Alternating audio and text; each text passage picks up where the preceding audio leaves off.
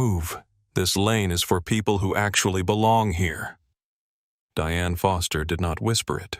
She did not pull the young woman aside, lower her voice, or soften it with the practiced customer service smile she had been wearing like a uniform for 19 years. She stepped sideways into the entrance of the priority lane at gate 42 and said it loud enough for the 6 people standing behind the young woman to hear every syllable. Loud enough for the man in the tailored charcoal suit 2 people back to glance up from his phone with something that looked almost like satisfaction. It was 7:14 p.m. at John F. Kennedy International Airport. Terminal 4 was operating at the particular pitch of a Tuesday evening transatlantic rush, rolling luggage wheels on polished floors. The garbled urgency of gate announcements stacking on top of each other.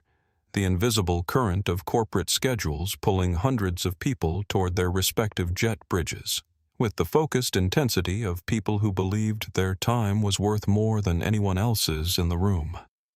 What Diane Foster did not know as she planted herself in the entrance of that blue-carpeted priority lane and crossed her arms with the certainty of someone who had never once been wrong, was that by the time the doors of Atlantic Global Airways Flight 882 sealed shut that evening, she would be walking out of this terminal without her badge, without her career, and without the authority she had spent 19 years constructing around herself like a wall. She would be carrying her personal belongings in a paper bag, escorted by the same Port Authority officers she was about to call as her weapon. She did not know this yet. She was still certain. The young woman she had just told to move stood quietly at the entrance to the priority lane, a leather carry-on duffel on her left shoulder, a backpack on her right, a digital boarding pass illuminated on the phone she was holding at waist height. She was 23 years old. She wore black joggers that were expensive in the way that quietly expensive things are. No logo, no distress, just quality. Pristine white sneakers and an oversized gray MIT hoodie that had belonged to her older brother until she decided it belonged to her instead. Her natural hair was pulled into a neat curly puff. Her face was composed with the particular deliberate stillness of someone who had been in exactly this kind of moment before and had made peace with the math of it. Her name was Maya Lawson. Maya. Behind her, 6 people in the priority boarding line had formed a loose, impatient cluster. At the front of that cluster stood Edward Hartley, 49, in a charcoal suit that had been tailored within the last 6 months to accommodate neither inconvenience nor uncertainty. He wore a Mont Blanc pen clipped to his inside breast pocket, the way some men wear wedding rings, as an announcement. He had diamond medallion status on Atlantic Global 3 million lifetime miles and a running assumption that any delay between himself and a flatbed pod was an administrative failure. He looked at Maya the way a man looks at a car he believes is illegally parked in his spot. He had not said anything yet. He was waiting to see if the gate agent was going to handle it. Diane Foster, 57, senior gate agent with 19 years of service and a name tag so polished it caught the fluorescent light of the terminal like a warning, was going to handle it. Through the vast floor-to-ceiling windows of Gate 42, the Boeing 777-300ER, designated for Flight 882, sat on the tarmac being loaded and fueled with the indifferent industry of a machine that did not care who was aboard it. It was a beautiful aircraft. 242 feet of engineered precision twin GE90 engines capable of generating 115,000 pounds of thrust, each a range of 7,700 nautical miles, that would carry everyone in this terminal over the dark width of the Atlantic and deliver them into the gray morning of London Heathrow. Maya Lawson had written her master's thesis on the thermal load distribution in turbofan engines of exactly this class.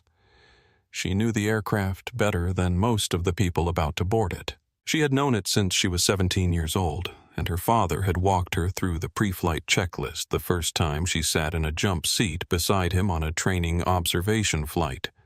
And she had said quietly but absolutely that she was going to understand every mechanical decision that went into building something like this. She had understood it. She had the degree to prove it. She had a full fare revenue ticket to seat 2A to prove it too. paid 6 weeks ago confirmed non-refundable Class F $4,380 charged to her own American Express card on a Thursday afternoon when she had finished the last chapter of her thesis and decided the first thing she was going to do with her consulting money was fly herself to London in the kind of seat that made the Atlantic feel like something other than an endurance event. She held her phone steady. The boarding pass was on the screen. She had done nothing except approach the correct lane at the correct time for the correct flight. This lane, Diane said, with the emphasis of a woman repeating herself to someone who has already failed to listen, is for first class and diamond medallion members. Main cabin boarding begins in 20 minutes. You need to step aside and let these passengers through. Maya looked at the boarding pass on her phone, then at Diane. Then, with a patience that had been developed over 23 years of being underestimated in rooms that were not built for her, she said without raising her voice at all, "I know. I'm flying first class." She held out her phone. The boarding pass was bright on the screen. Maya Lawson, Seat 2A, Global First. The words were large and unambiguous. Diane did not look at the screen. She looked over Maya's shoulder instead at Edward Hartley, who gave a small satisfied nod that meant exactly what she thought it meant. Diane did not reach for her scanner gun. She reached for her keyboard instead, typing something with the aggressive deliberateness of someone who needs to appear to be conducting an investigation while actually just performing authority. She squinted at the boarding pass on Maya's phone from a distance, as though proximity to truth would contaminate something. Then she said without looking up, "I'm going to need to see a physical ID." Maya reached into the front pocket of her backpack and produced her driver's license. She placed it on the counter. Diane picked it up with the kind of careful distance that customs agents use when they suspect a document is a forgery. She held it up toward the fluorescent terminal lights, tilted. It examined the photo, looked at Maya's face, looked back at the card. The process took 45 seconds. It was designed to take 45 seconds. Behind Maya, the line shifted with impatience. "Date of birth," Diane said. Maya gave it. Another pause. More typing. "It's a fully paid revenue ticket," Maya said, keeping her voice neutral. "Class F fare. The confirmation number is in my email if you need it." Diane set the ID on the counter without returning it. "Did you purchase this ticket yourself?" she asked. The question arrived wrapped in a tone that was not quite an accusation, not quite polite, a tone calibrated to exist in the precise middle so that whoever was on the receiving end of it could not quite say they had been wronged.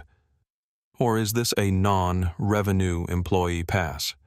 Because if it is a buddy pass, I want you to know there is a strict dress code for the premium cabin, and what you're currently wearing does not meet it. The line behind Maya went still. Somewhere in that stillness, Edward Hartley made a sound that was not quite a laugh. Maya kept her eyes on Diane. The familiar heat at the base of her neck, that particular reliable fire that activated every time someone decided to perform authority in her direction, lit up, and she let it the way you let an engine run without engaging the gear. She had learned a long time ago that the fire was information, not instruction. It told her something true about the room. It did not tell her what to do about the room. "They are not sweatpants," Maya said. Her voice had dropped one register. Not louder, just denser. "And it is not a buddy pass. It is a full-fare Class F revenue ticket on Atlantic Global Airways Flight 882. It was purchased on October 14th with my own American Express card. The name on the ticket matches the name on the ID you are currently holding. I am not in the wrong lane. I would like you to scan the barcode, Ms. Foster." She used the name on the badge. She had made a habit of that, collecting names the way other people collected evidence, which is exactly what names were. Something shifted very slightly on Diane's face. Not retreat. Something closer to recalibration. "Wait here," Diane said. She turned and typed something into her keyboard that had nothing to do with the ticket, and everything to do with buying time while deciding what to do next. Behind Maya, Edward Hartley sighed with the theatrical projection of a man performing inconvenience for an audience. "Some of us have a schedule to keep," he said to no one specifically, which meant he was saying it to everyone. He looked at Maya with the particular evaluation of a man who has spent his life moving through rooms that welcome him and has therefore concluded that rooms exist to welcome people like him. His eyes traveled from her hoodie to her sneakers to the duffel on her shoulder and arrived at a verdict without consulting any facts. "Economy is over there, sweetheart." "Over there." He said "sweetheart" the way men say it when they mean sit down. Maya turned her head and looked at him. She did not smile. She did not frown. She looked at him the way you look at a variable in an equation, with interest because it tells you something about the system, and without emotion because the equation does not care about your feelings. "I'm not in economy," she said. Then she turned back to the counter. Diane finally picked up her scanner gun. She scanned the barcode on Maya's phone with the reluctant precision of someone who has already decided she does not like the answer she is about to receive. The scanner let out a loud, cheerful beep. The light flashed green. The machine accepted it without hesitation or qualification, because the ticket was perfectly valid and had always been perfectly valid, and every second of the last 3 minutes had been a performance staged around a conclusion that the data had just publicly refused to support. Diane looked at the scanner. She looked genuinely disappointed in it, the way a person looks at technology that has let them down personally. She thrust the ID back across the counter without making eye contact. No "have a great flight," no "welcome aboard."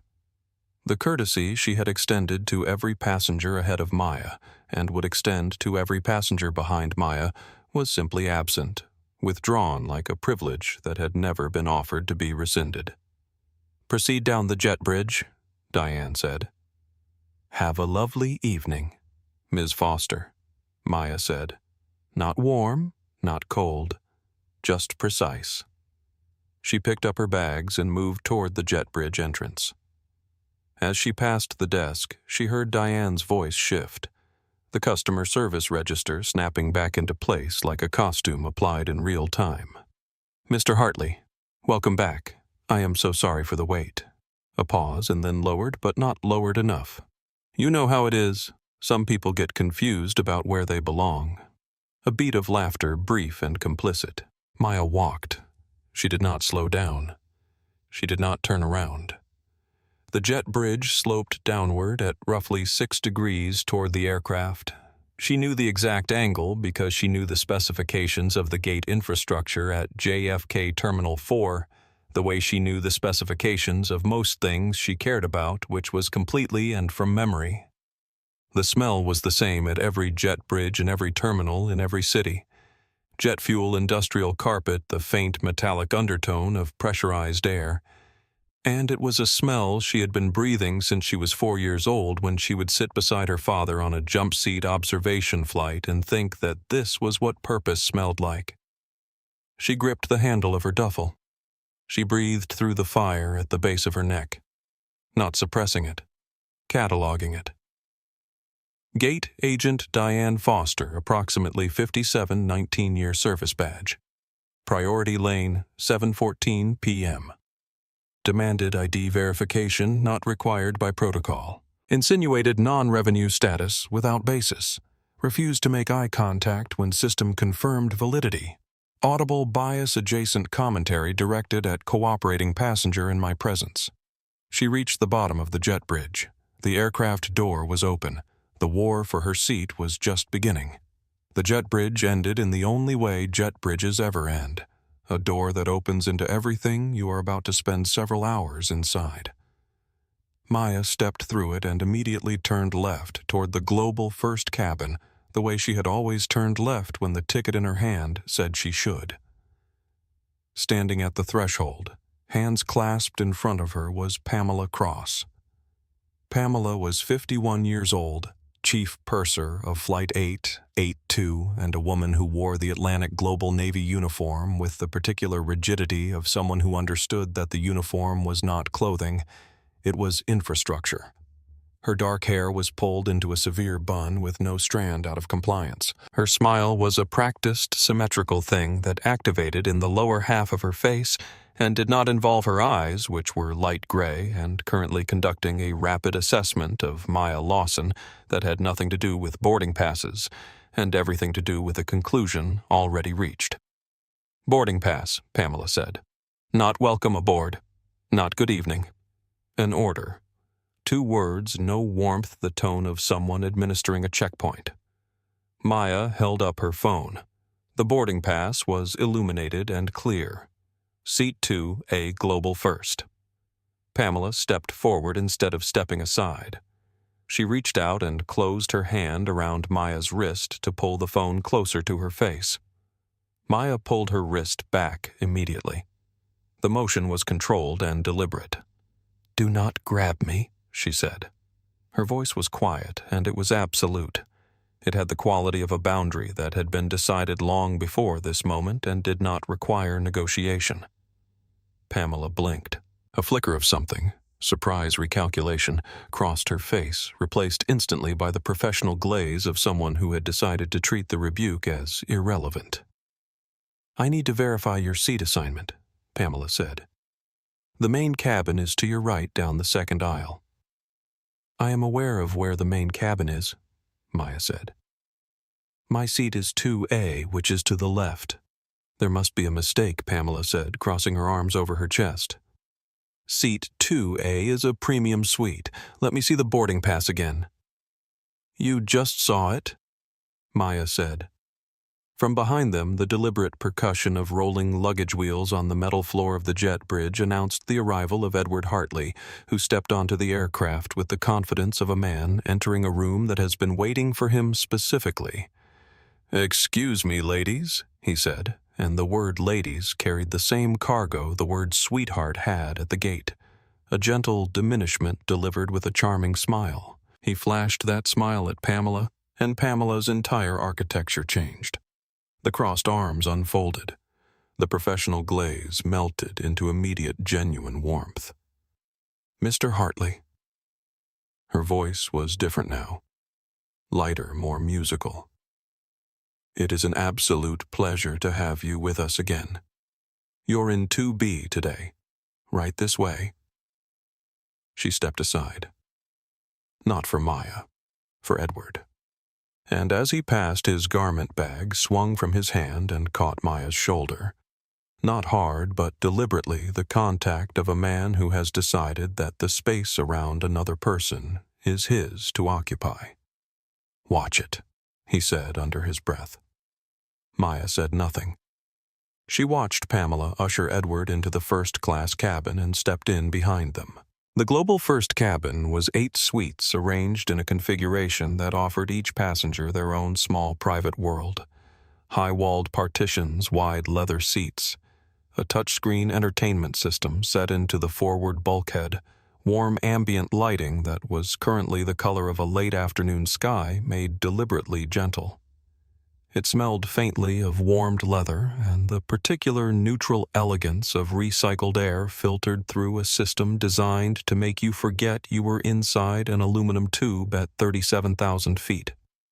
6 of the 8 suites were occupied. In 1A and 1B sat a couple in their early 60s. Nora and Paul Ashworth, quiet, settled into their seats with the practiced ease of people for whom transatlantic travel was a known quantity. In the suite beside them, facing forward, sat a woman in her late 60s, with silver hair and reading glasses pushed up onto her forehead, holding a magazine she had not yet opened. Her name tag, still clipped from what appeared to be a formal event she had attended recently, read Judge Carolyn Webb. She watched Maya enter the cabin with the steady, unhurried attention of someone who was used to evaluating what she observed and keeping her conclusions to herself until they mattered. In row 3, a younger man, early 30s, a backpack propped against his legs, headphones hung around his neck rather than over his ears, looked up briefly as Maya passed. His name was Marcus Hill, a travel documentary podcaster who had been upgraded to first class on points and was quietly professionally alert to everything happening around him, including the particular dynamic currently unfolding in the front of the cabin.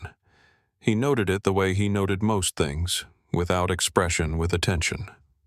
Maya found her suite, 2A, right where the ticket had always said it would be. She stowed her duffel in the overhead bin, settled her backpack at her feet, and lowered herself into the leather seat.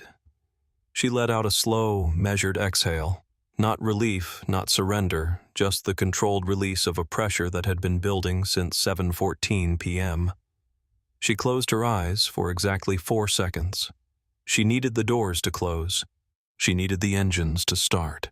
She needed 7 hours of Atlantic Ocean between herself and everything that had just happened at that gate. She opened her eyes.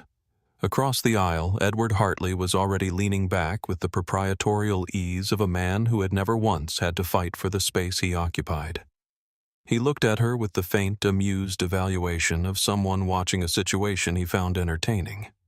Maya looked at him once, then looked away. In the galley at the front of the cabin, she could hear Pamela Cross moving, the soft sounds of service being prepared of surfaces, being readied of a pre-departure ritual, beginning for everyone on this aircraft. Everyone, Maya suspected, except her. She reached into her backpack and found her phone. She opened her notes app. She typed 4 words at the top of a fresh note. Document everything. Start now. And then, beneath that, in the precise, unhurried notation of someone who had been taught to do this since she was 19 years old, Diane Foster, Gate Agent, Gate 42, JFK, 7:14 p.m. Pamela Cross, Chief Purser, Flight 882. She would add to the list. She was already certain of that. Maya Lawson had been flying since she was 4 years old. Not as a passive passenger who fell asleep before takeoff and woke up in a different city. She meant it the specific way. She had been in cockpits, on jump seats in crew briefings in simulators, and eventually at 20 in the left seat of a Cessna 172 with an instructor who had told her at the end of the hour that she flew like someone who had been doing it longer than she had been alive. She held a private pilot's license. She had logged over 200 hours. She understood aircraft the way some people understand languages, intuitively, structurally, from the inside out. She also understood them academically. The master's degree she had just defended 3 weeks ago at the Massachusetts Institute of Technology was a 214-page analysis of thermal load distribution in next-generation turbofan engine systems, specifically the class of engine mounted on the 777-300ER currently being fueled on the tarmac outside. Her thesis committee had asked her during the defense whether she intended to pursue a career in engine design or flight operations. She had told them she intended to pursue both. She had been accepted into the doctoral program in aeronautical systems at Imperial College London.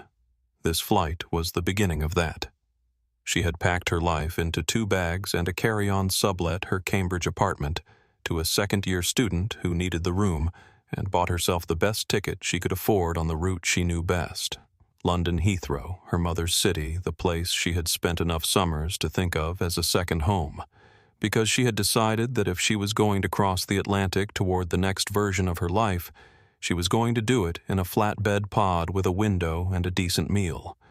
$4,380. Purchased October 14th, a Thursday at 3:47 in the afternoon, approximately 40 minutes after she had closed her thesis on her laptop for the last time and sat in her kitchen drinking tea and feeling the particular terrifying lightness of having finished the thing that had been the center of everything for 2 years. Her mother, Denise Lawson, was a jazz pianist.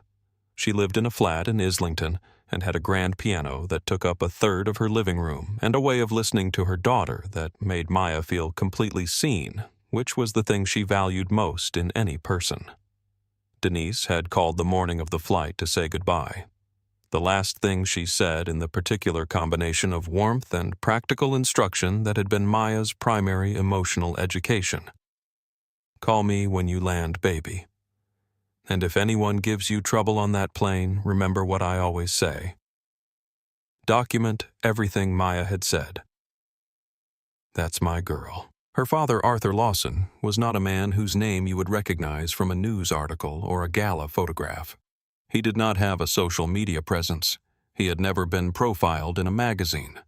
He was known intensely and specifically by a very particular group of people, everyone who flew airplanes for a living and everyone who made decisions about how airlines operated. She had grown up between cities because his job required cities. Chicago, London, New York, Atlanta, back to Chicago. She had attended 7 schools in 12 years, which meant she had learned very early how to be the new person in a room, how to read social environments with the speed and accuracy that survival requires, and how to make herself at home in spaces that had not been designed with her in mind. She was very good at all 3 things. She was also, though she would not have described it this way herself, very good at being the only black girl in a room full of people who had already decided what that meant about her, and discovering one room at a time that they were wrong. She had made peace with the math of it. The peace was not passive. It was a decision she renewed regularly, deliberately, because the alternative was to spend her energy on the people who were wrong instead of on the work that proved it. She was tired sitting in that leather seat at 7:28 p.m. Not the bone-deep exhaustion of grief or illness, the specific accumulated weariness of a person who has been performing the labor of simply existing in rooms that require justification from the moment they walk in that they are there legitimately. She had been performing that labor since she was old enough to understand that some rooms were like that. She was 23. She was very good at the performance. She was also very tired of needing to give it. She wanted to reach London. She wanted to see her mother. She wanted to begin the next thing. She looked at the overhead bin where her duffel was stored. She thought about the confirmation email still in her phone. Atlantic Global Airways booking reference, AGL-8827-LHR Maya Lawson, Seat 2. A global first class, October 14th. She thought about the $4,380 charge on her American Express statement that she had checked twice just to be sure. She reached up and pressed the flight attendant call button. A soft chime rang through the cabin. Somewhere to her left she heard the sound of Pamela Cross moving through the first-class cabin with a silver champagne tray. She heard the sound stop. She heard it continue, past her suite to the couple in 1A and 1B, to Judge Webb in 3A, to Edward Hartley in 2B.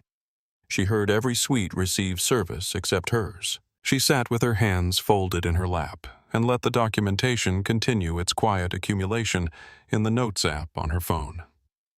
The champagne tray passed her suite for the second time. Pamela Cross moved through the cabin with the smooth efficiency of someone who had learned to make deliberate omissions look like oversight, and the thing that was familiar about it, the thing that Maya recognized the way you recognize a song you have not heard in years, was not the action itself but the certainty behind it, the certainty that she would accept the omission, that she would smooth herself over it and reduce herself to fit whatever space she was being allocated. She had felt that certainty directed at her before. It had first had a name when she was 16. The Regional Science and Engineering Fair at Northwestern University was held every November in a building that smelled like central heating and institutional ambition. Maya was 16, a junior at a private school in the Chicago suburbs that her father had stretched the budget to afford because the public school's STEM program had not had adequate lab equipment for 4 years. She had entered the engineering division with a functional aerodynamic drag reduction model, a scaled prototype she had built over 4 months in the garage of their apartment complex using salvaged computer parts, a 3D printed housing she had designed herself, and a wind tunnel she had constructed from PVC pipe, a box fan, and approximately 6 weekends of iteration. The model demonstrated a 23% reduction in drag coefficient for a given cross-sectional profile. It was the best thing in her category. She knew it. Her physics teacher knew it. 3 of the 5 judges knew it by the end of the first hour. The man who approached her display in the mid-afternoon was not a judge. He was white, mid-50s, wearing a lanyard that identified him as a university faculty observer. He stopped in front of her display with the pleased, evaluative smile of a person about to be impressed. And then something shifted. A small recalibration, barely visible, as his eyes moved from the project to her face and then back to the project. "This is very impressive," he said. "Did your parents help you with this?" Maya was 16. She had been asked versions of this question before, but never with this much warmth behind it, which made it stranger somehow, which made it land in a different place. "No," she said. He smiled again, indulgent and kind. "Well, whoever helped you did a wonderful job." He nodded approvingly at the model. She stood very still for a moment. "I built it," she said. "I designed the housing. I built the wind tunnel. I wrote the technical documentation." She reached past him and placed the 14-page report on the table in front of the display. "This is the full methodology." He picked it up. He was quiet for a while.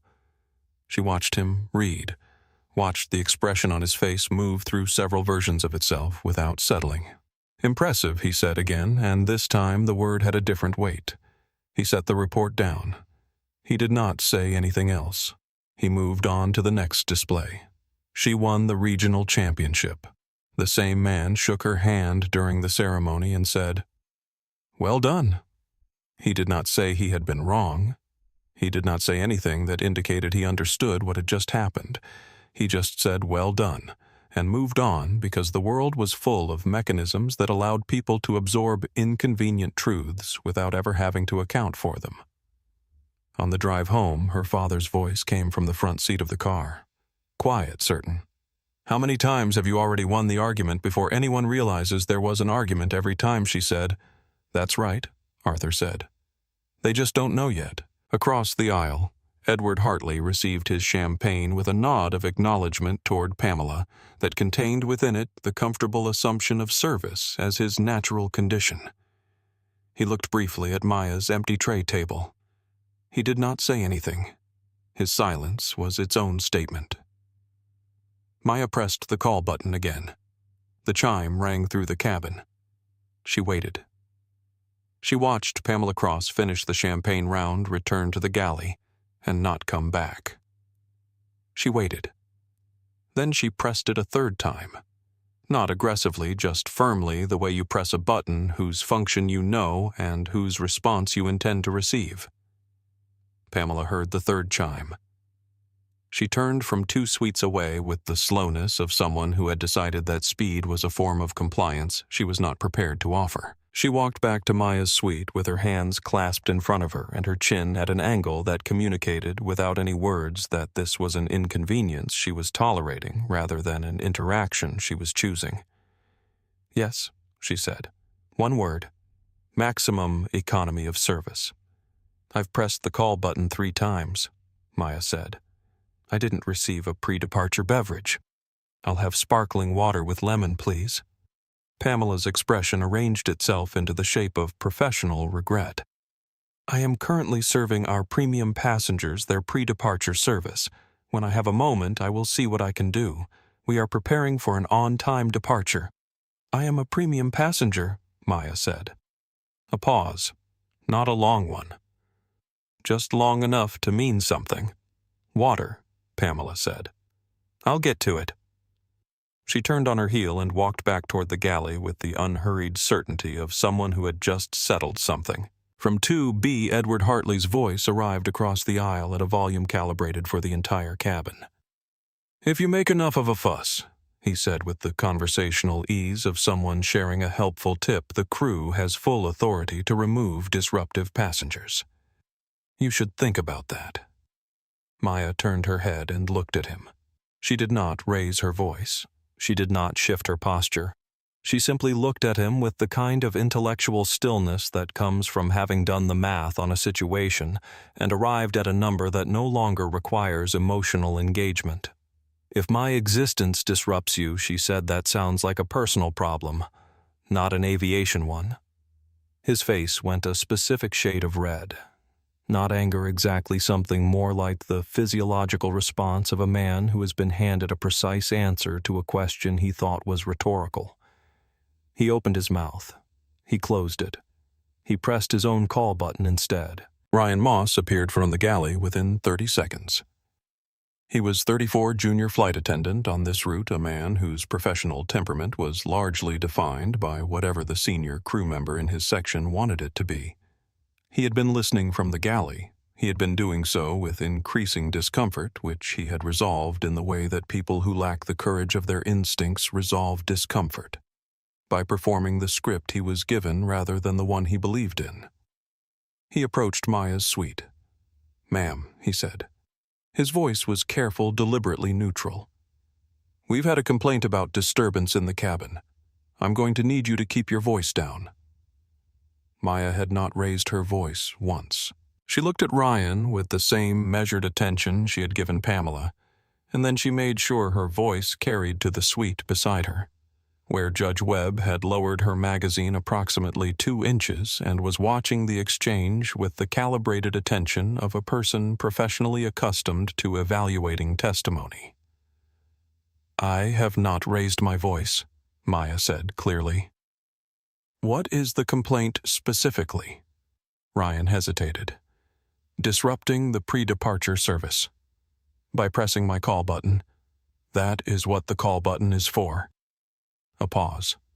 Ryan had no answer for this, because there was no answer for this, and in the silence of his not answering, the logic of what was happening in this cabin became for a brief moment completely audible to everyone within earshot. Ryan retreated to the galley. In the galley, Sophia Reyes stood with her back to the cabin curtain. She was 27. She had been with Atlantic Global for 3 years, assigned to this route for 6 months, and she had worked under Pamela Cross for every one of those 6 months. She had a fast, organized intelligence, the kind that processes what it observes and files it accurately. And she had been processing what she was observing in this cabin for the last 20 minutes with increasing unease. She watched Ryan come back through the curtain. She watched the micro-expressions on his face, the discomfort poorly managed, the compliance inadequately justified. She gripped the edge of the galley counter and said nothing yet, but her jaw was tight. Edward, newly returned to his champagne, leaned into the aisle and addressed the cabin with the performative ease of someone who has decided they are managing a situation on everyone's behalf. "Look," he said, as though he were wrapping up a long discussion everyone had been having. "I think we can all agree this has gone on long enough." He gestured toward Maya with the small dismissive motion of a man closing a file. The appropriate thing would be to cooperate. Judge Webb set her magazine flat on her tray table. She did not look at Edward. She looked at Maya. Maya looked back at her for exactly a moment. In that moment, across 6 feet of premium cabin carpet, something passed between them. Not pity, not conspiracy, just recognition. The specific, sharp recognition of a woman who has spent her professional life evaluating character and a young woman who has spent her entire life being evaluated by people whose character warranted scrutiny. Judge Webb picked her magazine back up, but her eyes above the pages did not return to it. Edward, having failed to produce the consensus he was performing, tried a different frequency. He leaned slightly closer to Maya's suite and said in a tone that had relocated itself somewhere between advice and contempt, "I'm going to be honest with you. You don't look like someone who paid for this seat. That's not an accusation. That's just the reality of how these things work. The crew is doing their job. Help them do it." Maya did not look up from her phone immediately. When she did, her voice had the quality of something that has been compressed until it is very small and very dense. "The reality of how things work," she said. "You mean the reality where what I look like determines what I've earned?" "Edward, I mean the reality where first class has certain..." I know what Class F fare means, Mr. Hartley. She had not used his name before.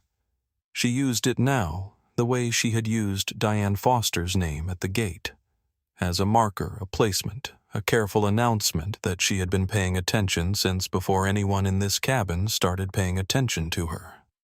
It is the full fare booking code for international first class. Unrestricted, non-refundable, no mileage requirement.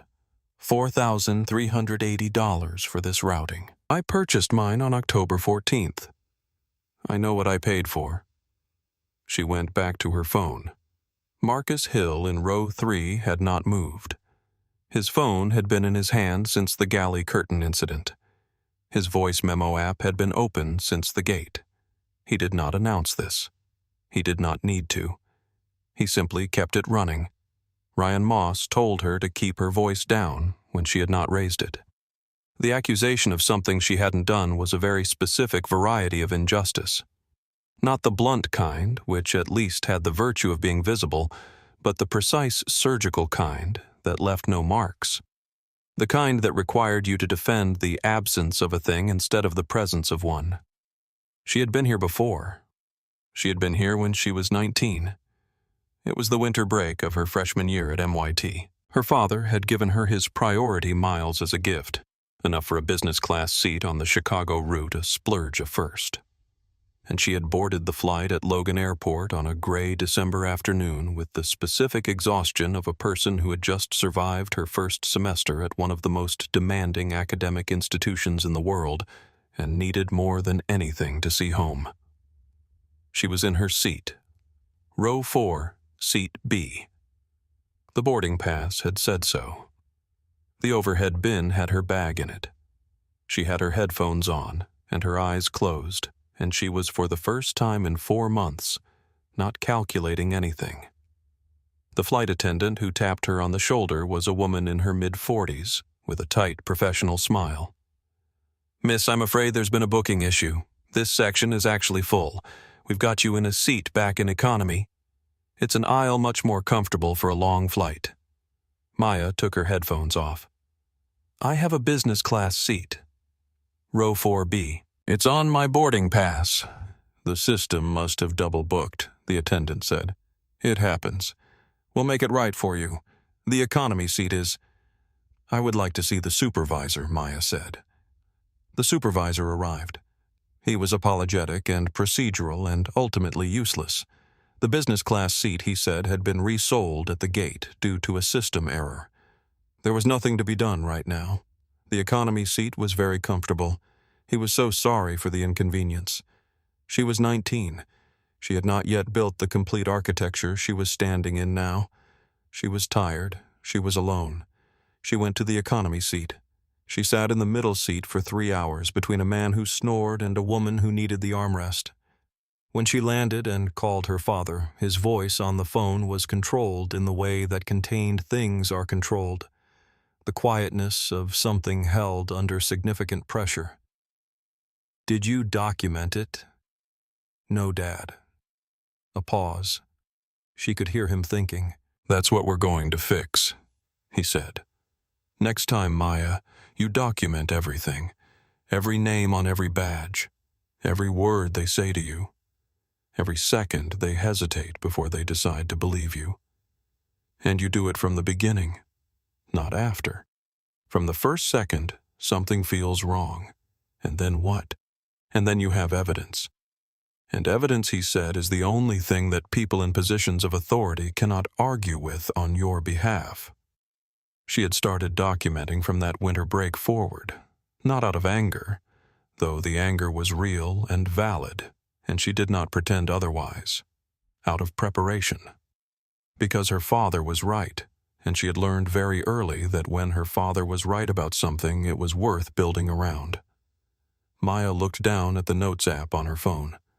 Diane Foster, Gate Agent, Gate 42. JFK.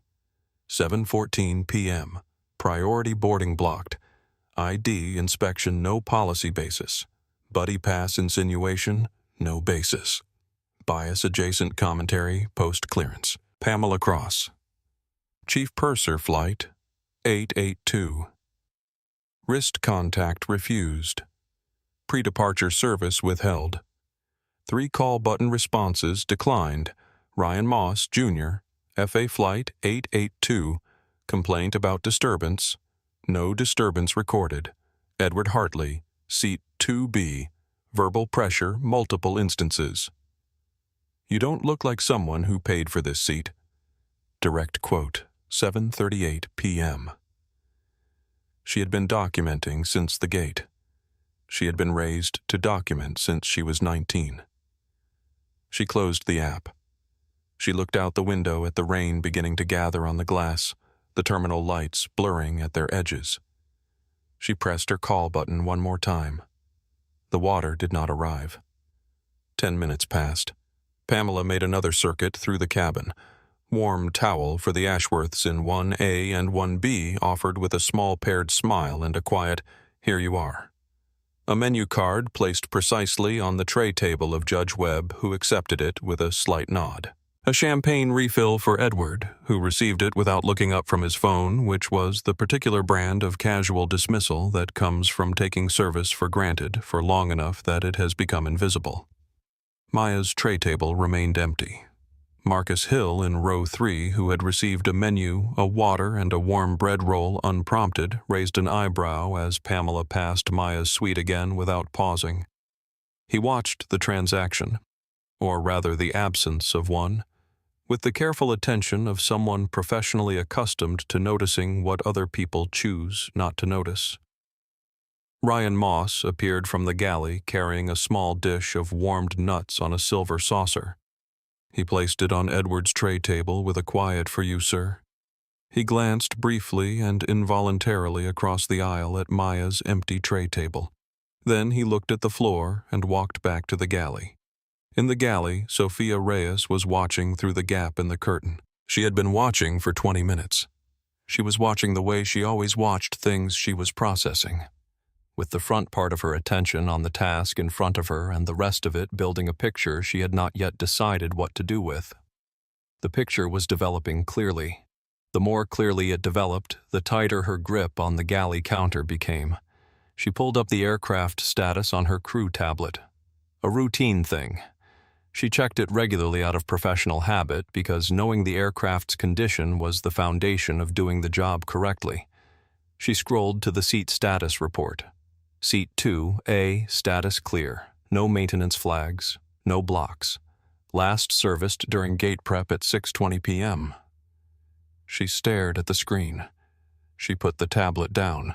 She picked it up again and looked at the same thing one more time because sometimes you look at something a second time to confirm you did not misread it. She had not misread it. She put the tablet under her arm and stood very still behind the galley curtain for a moment that stretched longer than it needed to. In the cabin, Judge Webb had been watching Maya's suite for the better part of 15 minutes. She had watched the champagne round. She had watched the warm towel round. She had watched the menu card distribution and the warm nuts and the refill. She had noted each omission with the patient, methodical accuracy of a person whose professional training involved the construction of airtight records. She pressed her own call button. Ryan appeared within a minute. Yes, Judge Webb. The young woman in 2A. Judge Webb said, her voice carrying the kind of relaxed authority that has never needed to be performed because it has never been questioned, has not received her pre-departure beverage. She requested it some time ago. I would like to make sure she receives it before the door closes. I'll let the chief purser know, Ryan said. He went back to the galley. He did not bring the water. Judge Webb watched him go. She watched the galley curtain settle back into place. She set her magazine on her tray table and looked out the window for a moment at the lights of the terminal blurring in the early rain. Then she looked back at the cabin and found Maya Lawson sitting in 2A with her hands in her lap and her phone on the armrest and an expression of controlled patience that Judge Webb recognized because she had worn it herself in rooms that were not built for her decades ago, and she knew what it cost to maintain it. She picked up her magazine. She said nothing more, but something in her face had settled into a very specific kind of resolve, the kind that does not announce itself, the kind that simply waits for the moment when it is most useful. Edward Hartley, newly fortified by his second champagne and the ambient approval of Pamela's attentive service, leaned into the aisle with the authority of a man addressing a meeting. "You know," he said, as though continuing a conversation that had been going on first class on a transatlantic route, "isn't just about the seat. It's about the experience. And part of the experience is the cabin culture." He paused, and the pause was deliberate. "Passengers who fit the cabin culture make the flight better for everyone. Passengers who don't." He gestured loosely. "They make it longer." The Ashworths in 1A and 1B had both stopped looking at their tablets. Marcus Hill had not lowered his phone. Maya looked at Edward Hartley for one moment with the complete collected assessment of someone who has identified the variable and does not need to perform a response to it. "Mr. Hartley," she said, "the cabin culture of a transatlantic first-class flight is at its most basic level, the culture of people being left alone to be wherever their tickets say they should be. I am in 2A, you are in 2B. Those are our seats. Everything else you're describing is not a culture, it's a preference. And your preferences," she said with the finality of a door closing very gently, "are not my problem." She looked back at her phone. Edward's jaw moved. He drank his champagne. Marcus Hill in row 3 adjusted the angle of his phone so that the audio capture was slightly cleaner. The engines outside had begun their preliminary spool.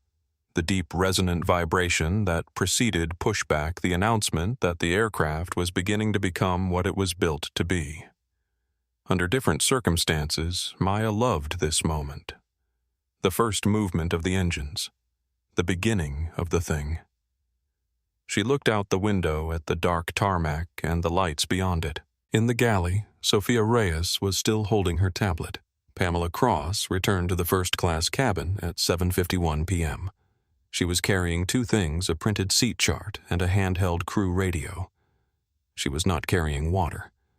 She walked directly to Maya's suite with the purposeful certainty of someone who has rehearsed what they are about to say, and has decided somewhere in the galley that the performance of authority is more important than the accuracy of the information it is delivering. She stopped at the entrance to the suite. She did not lower her voice. "Miss Lawson," Pamela said with the deliberate projection of someone who wants the cabin to hear without being able to say they were addressing the cabin. "There has been a ticketing discrepancy. Seat 2A was placed under a maintenance block earlier today. You appear to have been incorrectly routed to this seat due to a system error at check-in. I have an aisle seat available for you in row 44. The cabin went quiet. Maya looked at her. She pressed the armrests on both sides of her seat, feeling the solid, uncompromised leather. She tapped the touchscreen built into the suite panel. It responded immediately, the entertainment menu loading with clean, instant precision. She pressed the seat recline button. The chair moved smoothly without hesitation or malfunction. "Everything appears to be functioning," she said. "What is the maintenance issue specifically?" "It's an internal seat classification," Pamela said. "I am not required to disclose technical details to passengers." Maya did not change her expression. "You required me at the gate to disclose my payment method, my date of birth and my physical ID, none of which are standard boarding requirements for a confirmed revenue passenger. I think disclosure can move in both directions. I don't have time to debate this with you." Pamela's voice had thinned slightly. Not louder, but sharper, like something being drawn out under pressure. "This seat needs to be cleared before pushback. Row 44 is an aisle seat. I suggest you gather your things." From 2B, Edward did not bother to lower his voice. "Just go to the back, sweetheart. Don't make them call the police over a seat." There it was again. Sweetheart. The third time it had been deployed in this terminal, this aircraft, this cabin, each time by a different person, each time meaning the same thing. Diminish yourself. You're taking up space you weren't given. In the galley, Sophia Reyes had heard every word of this exchange through the curtain. She was holding her crew tablet with both hands. The maintenance log was still on the screen. Seat 2, A status clear. No maintenance flags, no blocks, Last serviced during gate prep at 6:20 p.m. She looked at the words. She thought about what it would cost her to walk through the curtain and show that screen to the person it belonged to. She thought about Pamela's crew evaluation forms, which she wrote quarterly and which directly affected Sophia's route assignments. She thought about her grandmother who had cleaned offices in Phoenix for 30 years and had been called by her first name by exactly no one who paid for her labor. She stayed behind the curtain, for now. Maya looked at Pamela Cross with the complete calm focus of someone who has been building toward a decision for the last 40 minutes and has arrived at it. "I am not moving," she said. The words were not loud. They were not aggressive. They had the quality of something that has already happened. A fact stated, rather than a position defended. Fine. Pamela's face had moved past professional restraint into something raw. "Then I am calling security. You are going to cost yourself this flight." "Go ahead," Maya said. She settled back into the leather. "And when they arrive, I will show them my ticket, my payment confirmation, my physical ID, and the email from Atlantic Global confirming Seat 2A sent on October 14th. And you will explain to them in front of every witness in this cabin the maintenance issue that does not appear to be affecting any function of this seat." She glanced without looking at the surrounding suites. Judge Webb's still attentive presence in 3A, the Ashworths no longer pretending to read, Marcus Hill's phone in row 3 angled with professional subtlety. In front of all of them. Pamela looked at the cabin. She saw the same things Maya had just gestured toward. She did not reach for the interphone immediately. She stood in the entrance of the suite for a moment too long, a moment that had its own kind of admission in it. And then she turned on her heel and walked to the forward galley. And then she picked up the interphone anyway. Because she had committed to this. Because backing down would require acknowledging she had been wrong. And acknowledging she had been wrong would require understanding what she had done, and understanding what she had done was a door she had not decided to walk through yet. She dialed the gate. "Diane, it's Pamela. The passenger in 2A is refusing to comply. I need those officers at the aircraft. Now." Through the galley curtain, Sophia Reyes heard every word. She looked at her tablet. She looked at the curtain. She looked at her tablet again. And there it was. A chief purser on a transatlantic flight 4 minutes before pushback calling airport security to remove a 23-year-old woman who had done nothing, except sit in a seat she purchased with her own money, press a call button 3 times, and refuse quietly and completely to be made smaller than she was. Before we go any further, I want to ask you something. Have you ever been told to move from a place you earned, and been forced to choose between defending yourself and protecting yourself from something worse? Have you ever held your ground when everything around you was designed to make holding your ground feel like the unreasonable choice? Drop your city in the comments. Tell us where you're watching from. And if you've ever stayed in your seat when someone told you to get up, hit that like button right now, because Maya Lawson was not getting up.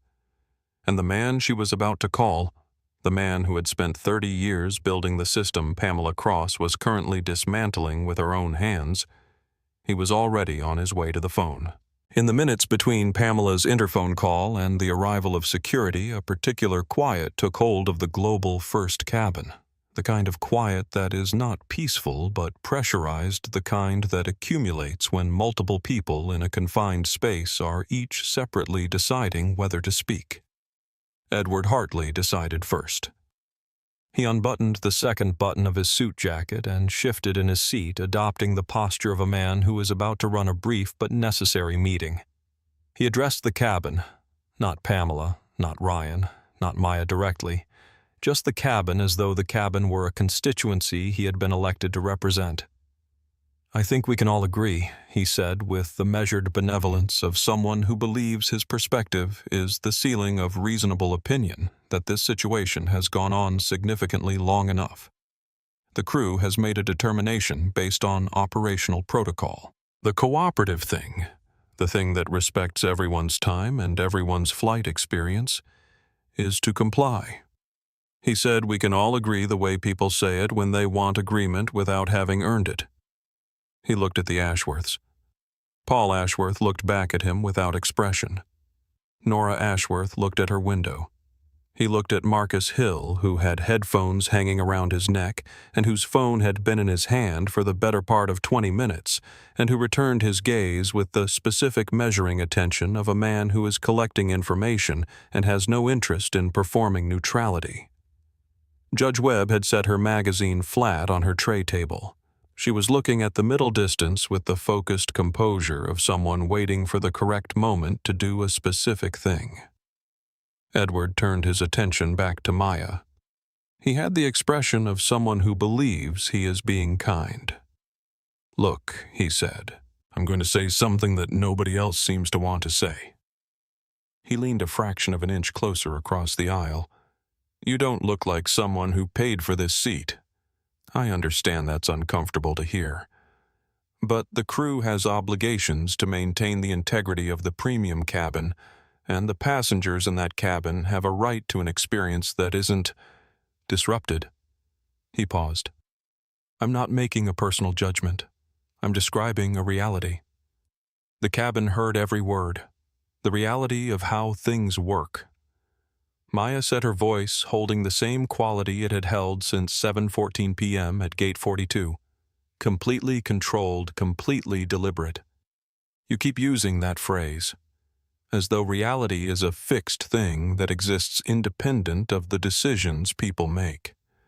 She looked at him with the calm of someone who has done the calculation and is prepared to share the result. The reality is that I am in seat 2A. You are in seat 2B. Both of those facts are documented, confirmed, and paid for. The only thing happening in this cabin that could be described as a disruption is the series of choices being made by the people who are supposed to be serving it. Edward's jaw tightened. He reached across to the cocktail napkin on his tray table, a small square thing with the Atlantic Global logo embossed at the corner. He picked up the pen from his breast pocket and wrote something. 6 words, block letters. He held the napkin across the aisle arm extended without looking at Maya directly. The napkin was level with her armrest, offered with the casual dismissal of someone dropping a receipt they do not need anymore. Try economy. You'll be more comfortable. Maya looked at the napkin. She did not take it. She did not touch it. She let it remain in his extended hand, suspended between them exactly what it was. A note, a gesture, a documented act. And then she looked up past it at Marcus Hill in row 3. Marcus had already adjusted the angle of his phone. The napkin Edward's outstretched hand, the words visible in block letters. All of it captured in the audio-visual record that had been running since the gate and would run until the aircraft was somewhere over the North Atlantic. Judge Webb's eyes moved from the napkin to Edward's face. Then back to the napkin. Something settled finally and permanently in her expression. She reached up and pressed her call button. Ryan appeared through the curtain. "Yes, Judge Webb. I'm going to need you to bring me a pen and some paper," Judge Webb said. "A full-size piece of paper, please, not a cocktail napkin. I need to begin writing something down." Ryan looked at her. "Of course. What?" "Everything that has happened in this cabin in the last 40 minutes, Judge Webb said, with the pleasant precision of someone issuing a very clear instruction. "I am going to write it down. Every name, every word, every timestamp I can reconstruct." She looked at Ryan with the particular level attention of a federal judge who has spent 30 years evaluating the people in front of her. "I would like you to know that I was a federal judge for 31 years, and I'm very good at this." Ryan stood in the galley entrance for a moment with the expression of someone whose certainty about the evening's sequence of events has just been significantly revised. He went to get the paper. Behind the galley curtain, Sophia Reyes heard every word of that exchange. She was still holding her crew tablet. The maintenance log was still on the screen. She had read it 4 times now, which was 3 more times than necessary to understand what it said. She looked at Ryan when he came back through the curtain for the paper. "This is wrong," Ryan said. He said it quietly into the middle distance of the galley, not quite to anyone. "I know," Sophia said. "What do we do?" Sophia looked at the curtain. She looked at the tablet. She thought about all the times she had stood at this exact distance from an injustice and found reasons to stay behind the curtain. Reasons that were real reasons that were also insufficient reasons that had accumulated into a habit of not speaking that she was right now deciding was over. She did not answer Ryan's question. She picked up her tablet and walked through the curtain into the cabin. Pamela Cross returned to the Global First cabin at 7:58 p.m. with the bearing of someone who has arranged consequences and is prepared to administer them. She walked to the center of the aisle and addressed the space between herself and Maya's suite with a volume that was not quite an announcement and not quite a conversation, designed precisely to land on every person in the cabin while being deniable as a public declaration. "Miss Lawson." She checked the watch on her wrist, a gesture that was simultaneously practical and theatrical. "Airport personnel are en route to the aircraft. I am giving you 60 seconds to gather your belongings and relocate to row 44. If you choose not to cooperate, you will be physically escorted from this aircraft, and your name will be entered into the Atlantic Global No-Fly Registry pending review." She looked at her watch again. The countdown had apparently begun. The cabin did not breathe. Judge Webb set her pen down on the paper she had been writing on. She had filled approximately half a page in clear, structured handwriting, and looked at Pamela Cross with the particular patient attention of someone who has heard many arguments and is waiting for the part that justifies any of this. "Chief Purser Cross," she said. Her voice was completely even. "What operational authority are you citing for a mandatory seat reassignment of a confirmed revenue passenger?" Pamela looked at her. "Ma'am, I am not going to debate aviation protocol. I am not asking you to debate it," Judge Webb said. "I am asking you to name it.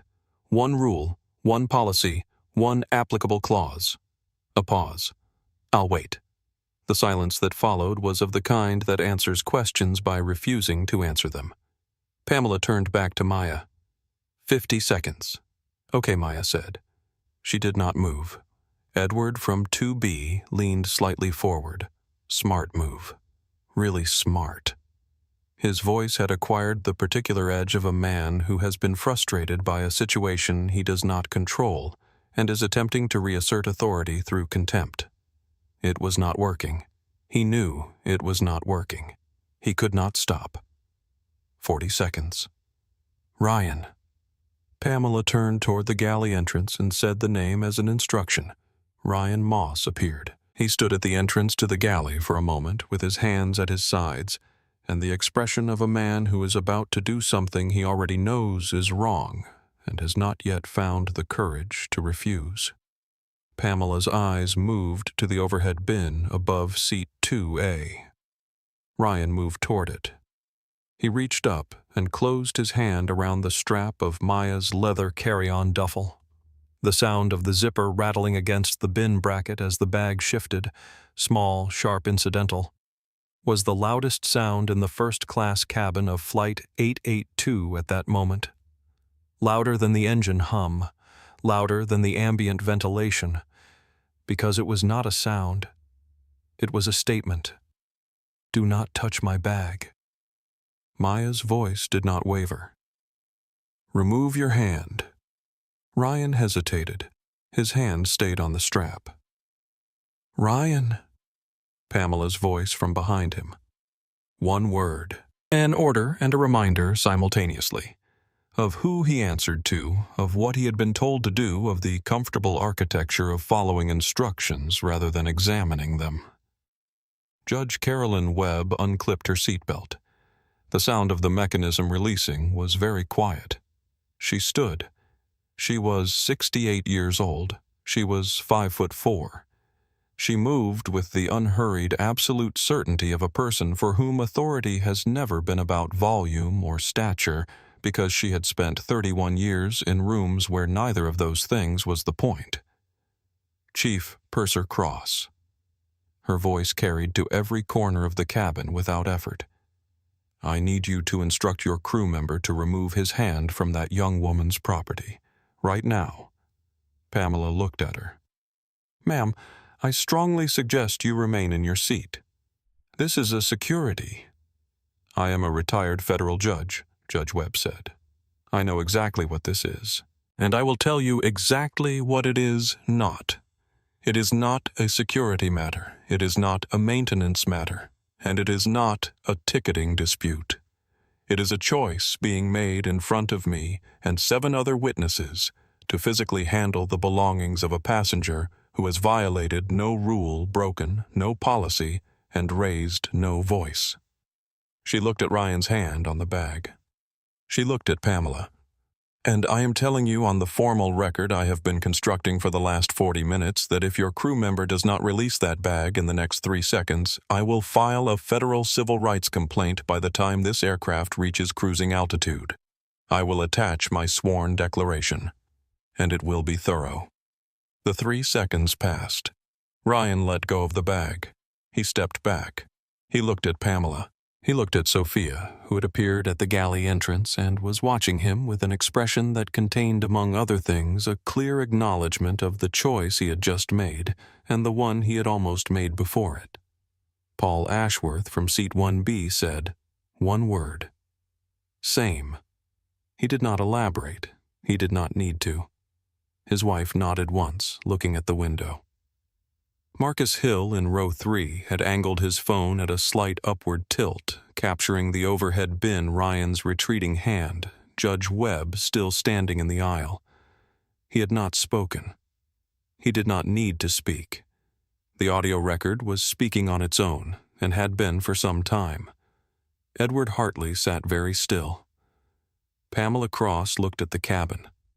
She had arrived in this cabin 45 minutes ago with the authority of a chief purser on a transatlantic flight. 17 years of seniority, an impeccable service record, the structural confidence of a person who had never been meaningfully questioned. She had a crew at her direction, a gate agent coordinating with security, and a system she believed was working in her favor.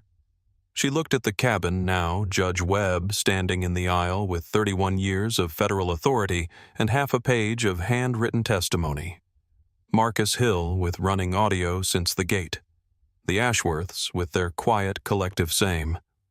Sophia Reyes at the galley entrance with a crew tablet and an expression that was no longer ambivalent.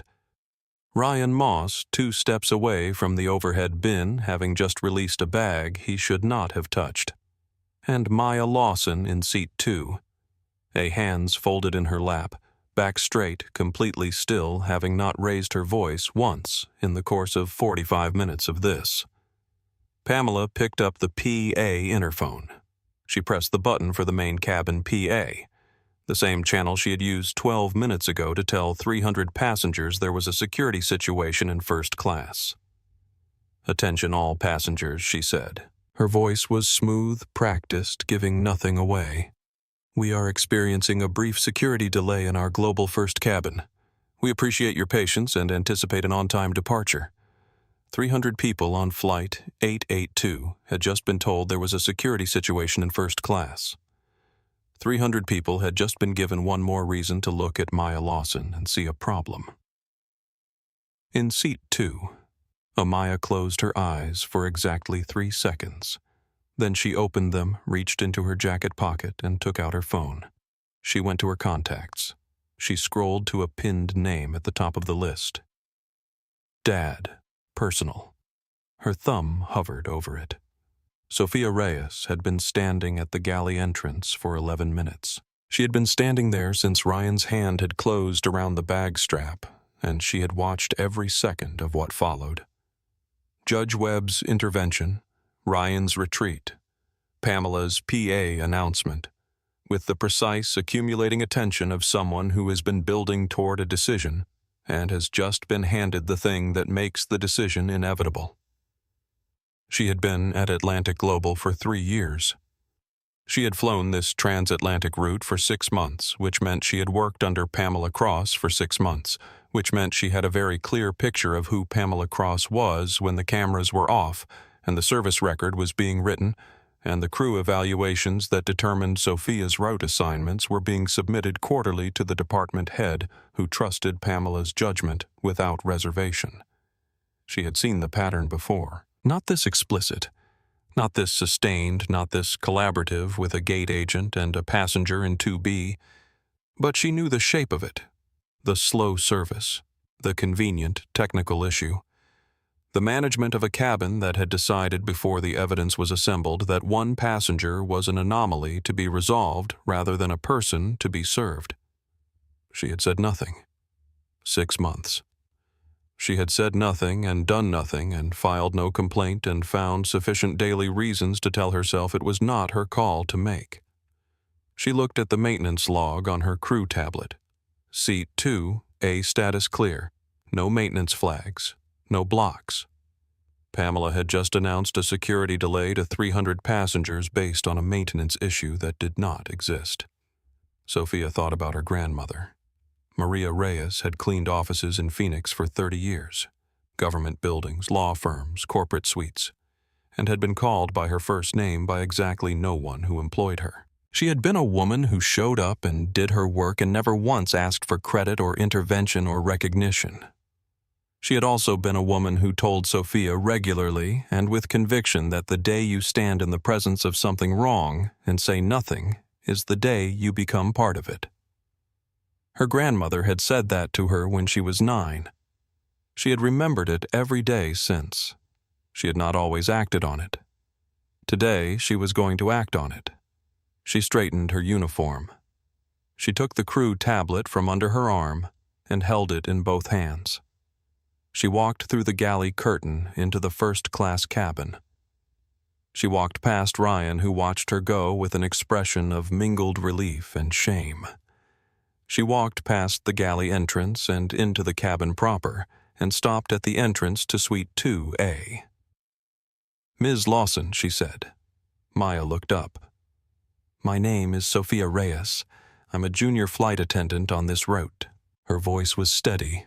She had decided it would be steady, and it was. "I pulled up the aircraft maintenance log 40 minutes ago. Standard procedure." She held the tablet out, angled so Maya could see the screen.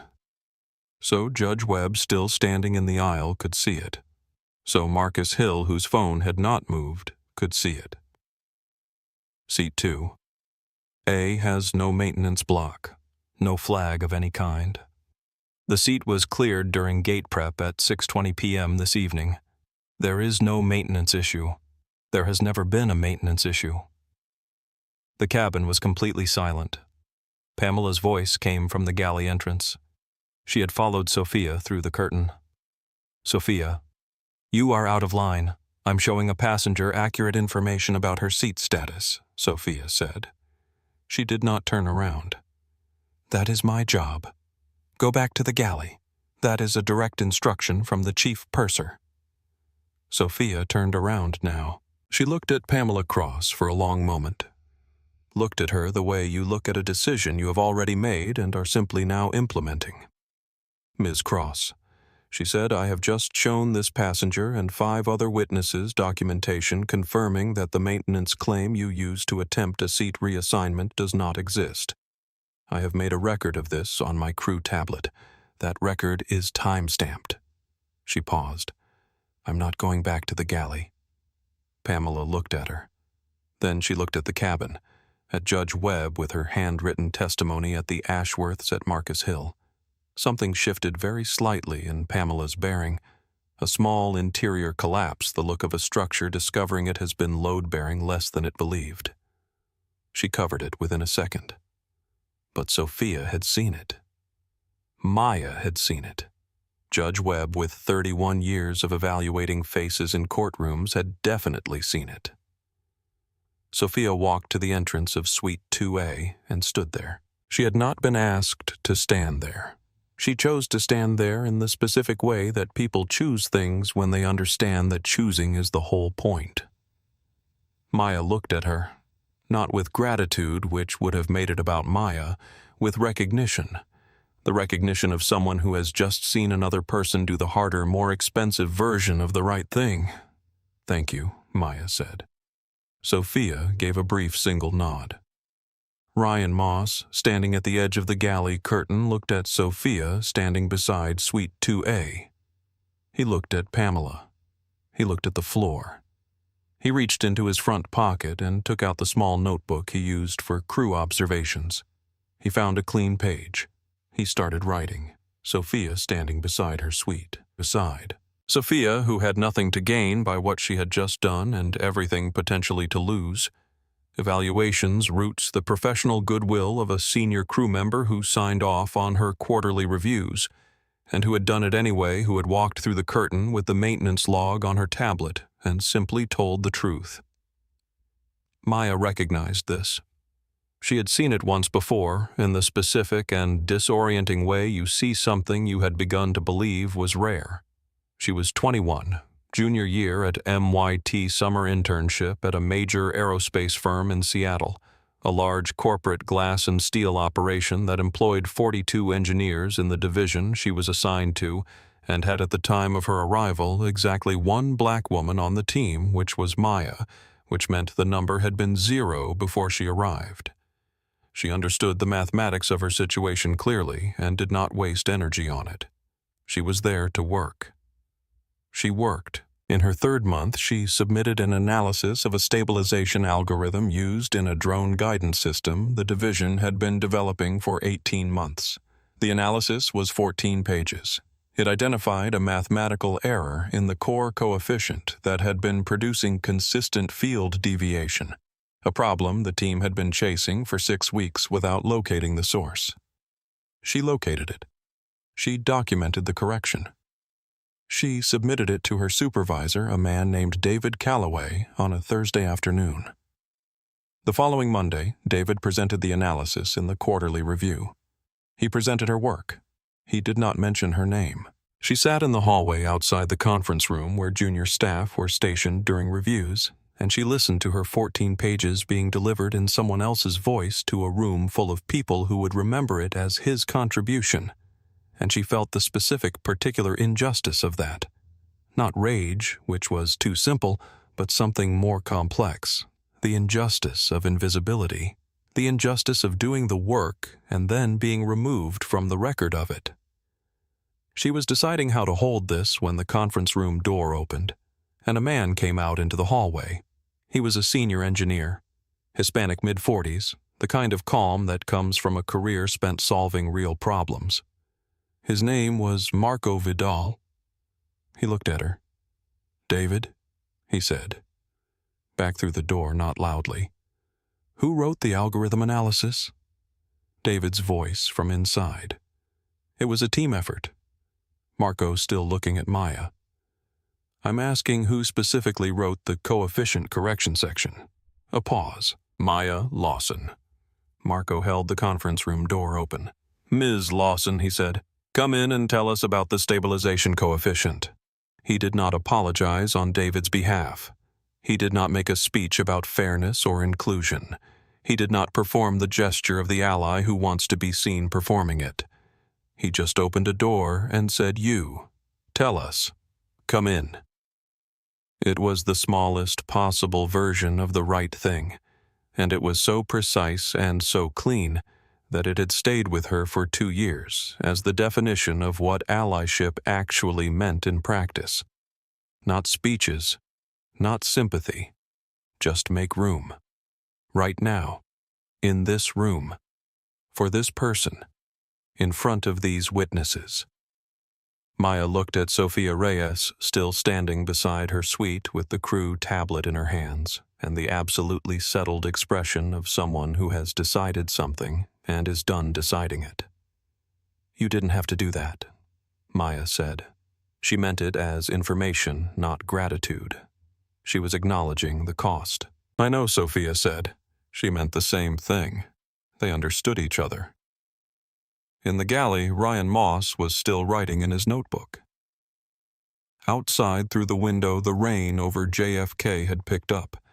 The terminal lights were blurring at their edges, the tarmac slick and dark, the Boeing 777 sitting in it all with the absolute composure of a machine that does not care about the weather, only about the physics of the air it will eventually climb into. Maya's phone was in her hand. Her thumb was on the contact. Dad, personal. Judge Carolyn Webb had been a federal judge for 31 years. In those years, she had heard testimony from men who wept and women who did not, and children who had seen things no one should see. She had heard defendants speak and watched their faces carefully, and she had heard attorneys argue and watched their faces even more carefully, because the face of a person arguing something they know to be false has a quality that cannot be rehearsed away. A slight hesitation behind the eyes, a micro-motion of the jaw that happens before the words arrive, a particular quality of performed certainty that is recognizably different from actual certainty once you have spent enough years learning to tell them apart. She had spent 31 years learning to tell them apart. She had been watching Pamela Cross for 48 minutes. She knew what she was looking at. She was still standing in the aisle where she had risen to prevent Ryan Moss from removing Maya Lawson's bag, and she was not sitting back down. Not yet. She had paper on her tray table. She had a pen. She had approximately 3/4 of a page of time-stamped notes, and she was not close to finished. The PA announcement had played. 300 passengers had been informed there was a security situation in first class. Security personnel were reportedly en route to the aircraft. Pamela had returned from the galley entrance to the center of the cabin, her posture recalibrated to project authority, though Judge Webb observed that the calibration required more conscious effort now than it had 20 minutes ago. The structure was holding, but it was holding in the way that things hold when they are being held, not because they are solid. Judge Webb addressed Pamela Cross directly. Chief Purser Cross, she said, and her voice had the quality of a judicial chamber, not loud, but filling every available space. I have been a passenger on this aircraft for 51 minutes. In those 51 minutes, I have observed the following. She did not refer to her notes. She did not need to. A young woman correctly seated in a purchased first-class suite denied pre-departure service without explanation. Subjected to a maintenance claim, your own junior flight attendant has now documented as false. Subjected to physical contact with her personal belongings by a crew member under your direction, and subjected to a public security announcement delivered over the main cabin PA that has branded her as a threat to 300 fellow passengers. A pause. None of this is protocol. None of this has a policy basis. What this has, Ms. Cross, is a pattern. And I have been constructing a documented record of that pattern for the last 40 minutes. She held up the paper. It was visibly dense with writing. If the officers who are coming down that jet bridge enter this cabin and touch Maya Lawson in any way, I will file a federal civil rights complaint before this aircraft reaches its cruising altitude. I will attach my sworn declaration. It will name dates, times, individuals, and specific actions. It will be thorough because I am very thorough, and it will be accurate because I have been watching without interruption since the moment she boarded this aircraft. Pamela stared at her. I appreciate your concern, Pamela said with the strained politeness of someone purchasing time, but this is an operational matter. It is not an operational matter, Judge Webb said. It stopped being an operational matter when your junior flight attendant showed this cabin a maintenance log that refutes every claim you have used as justification. It became a civil rights matter at that point. I want you to understand that clearly. Paul Ashworth from 1B cleared his throat. Same, he said. Quiet, unelaborated. Nora Ashworth from 1A did not speak. She put her hand on her husband's arm once briefly and looked at Maya's suite. Marcus Hill in row 3 did not lower his phone. He had been angled slightly forward for the last 3 minutes, capturing Judge Webb's speech in audio that was clean and continuous and would later be transcribed with the judge's permission as part of the documentary he was already structuring in his mind. Edward Hartley looked at Judge Webb. He looked at Marcus Hill. He looked at the paper in the judge's hand. He looked at his champagne glass. He set it down. For the first time since he had boarded this aircraft, Edward Hartley said absolutely nothing. The sound of footsteps on the metal floor of the jet bridge reached the cabin. The particular hard-soled footsteps of Port Authority officers, two of them arriving at the aircraft door with the crisp, efficient energy of people who have been told there is a security situation and are prepared to address one. Pamela looked toward the door. Maya looked at her phone. The contact was still on the screen. Dad. Personal. She pressed call. In 28 years of flying, Arthur Lawson had received many calls. Engine warnings at altitude, weather diversions over the North Sea, medical emergencies over the middle of the Atlantic where the nearest runway was 4 hours away, and the decision was yours, and the math was real. He had received calls that required everything he had. Technically, professionally, as a human being in command of a machine carrying hundreds of people over dark water. He had never once received a message from his daughter that began its happening again. Before we get to what Arthur Lawson did in the next 90 seconds, I want to ask you something. If you had been sitting in that cabin, watching this young woman hold her ground for 51 minutes, while a crew invented reasons to remove her, while a passenger in 2B slid dismissal notes across the aisle, while a retired federal judge stood up in the aisle to write a sworn declaration, what would you have done? Drop your answer in the comments. Tell us what you would have chosen. And subscribe, because the next 4 minutes of this story change everything. Quietly, completely, and in front of everyone who believed they were untouchable. Maya's call connected on the second ring. She pressed the phone to her ear and turned slightly toward the window. Not out of privacy, because privacy was no longer the architecture of this situation, but out of the habit of a person who has been raised to handle the things that matter with care. Maya. Her father's voice immediate. Not alarmed. Arthur Lawson did not do alarmed, not audibly. But present fully completely, Dad. She kept her voice level. This was not a performance. This was who she was. I'm on 882. Still at the gate. Here's what's happened. She told him. She did not editorialize. She did not exaggerate. She told him the way she documented things, in sequence with names, with timestamps, with specific quotes where she had them. Diane Foster, Gate 42, 7:14 p.m. Priority boarding blocked. ID examination without policy basis. Buddy pass insinuation without basis. Bias adjacent commentary made after scanner confirmation of valid ticket. Pamela Cross. Chief Purser. Wrist contact refused. Pre-departure service withheld through 3 call button responses. Fabricated maintenance block on seat 2. A subsequently refuted by Junior F.A. Sophia Reyes, using the aircraft's own maintenance log. Ryan Moss Jr. F.A. attempted to physically remove her carry-on from the overhead bin under Pamela's direction. Stopped by retired federal judge Carolyn Webb. Edward Hartley seat 2B. Sustained verbal pressure. Napkin note. Try economy. You'll be more comfortable. Quote at approximately 7:52 p.m. You don't look like someone who paid for this seat. Pamela Cross, Maine.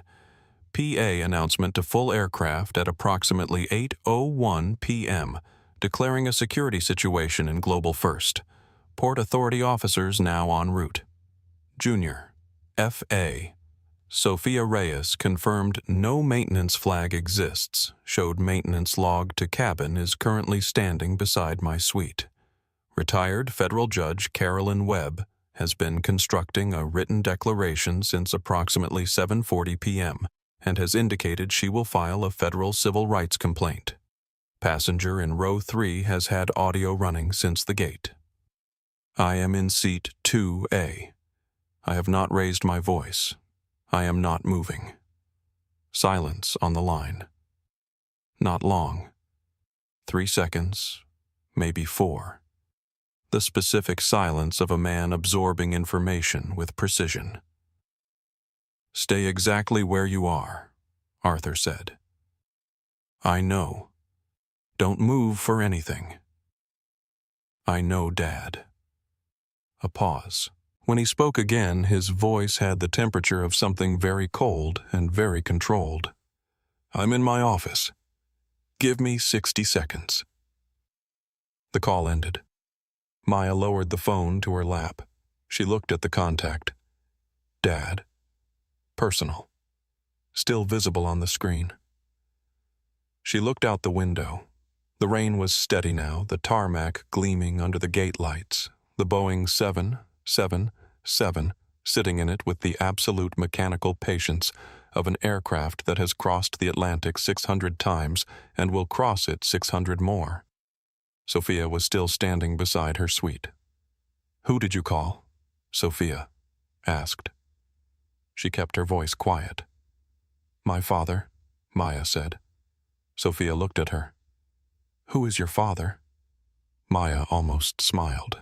Not quite, but almost in the way that people almost do things when they are very tired and very certain, and the outcome is finally something they can see from where they are standing. Someone, she said, who knows how to fly this type of aircraft. Arthur Lawson was not a famous man. He did not have a profile in a business magazine.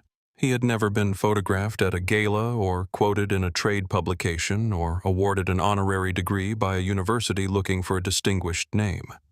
He had in 30 years of aviation accumulated exactly the kind of renown that exists only inside the industry it belongs to, which is to say he was known precisely and extensively by every person who flew airplanes or made decisions about how airlines operated. Beyond that group, he was unknown, and he had never found a reason to change this. He was 58 years old.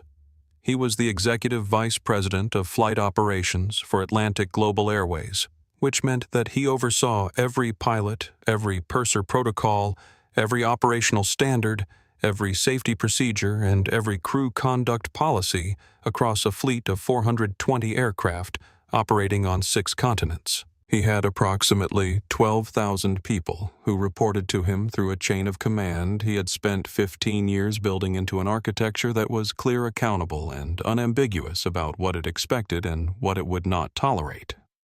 He had also, before the executive suite in Chicago, been a senior captain for Atlantic Global for 14 years, flying the transatlantic routes that his daughter had just boarded on a night with rain coming in off the ocean. He had logged over 18,000 flight hours. He had flown the London Heathrow routing more times than he had counted, and knew it the way a musician knows a piece of music they have played for decades. Not from the score, but from the feel of it, the rhythm, the particular way the Atlantic looks from 37,000 feet at 3 o'clock in the morning when the clouds break and there is nothing between you and the stars. Before Atlantic Global, 11 years as an F-16 fighter pilot for the United States Air Force. 2 deployments. A Distinguished Flying Cross awarded in 1996 for actions during a combat mission over which he did not speak at length and which he considered private information personal to the men who had been beside him. He had come home from the Air Force with a discipline so deeply embedded in his character that he could no longer separate it from who he was, which was fine with him because discipline, in his view, was not a constraint but a foundation. The most important things in his life had been built on it. He had helped write the crew conduct protocols that every Atlantic Global flight attendant was trained on. He had co-authored the anti-discrimination training module that Pamela Cross had completed when she was hired 17 years ago. He had helped design the passenger rights framework that Judge Webb was currently citing from handwritten notes in the first-class cabin of his aircraft. He had raised Maya alone since she was 9 years old when Denise had moved to London for a residency that extended into a life.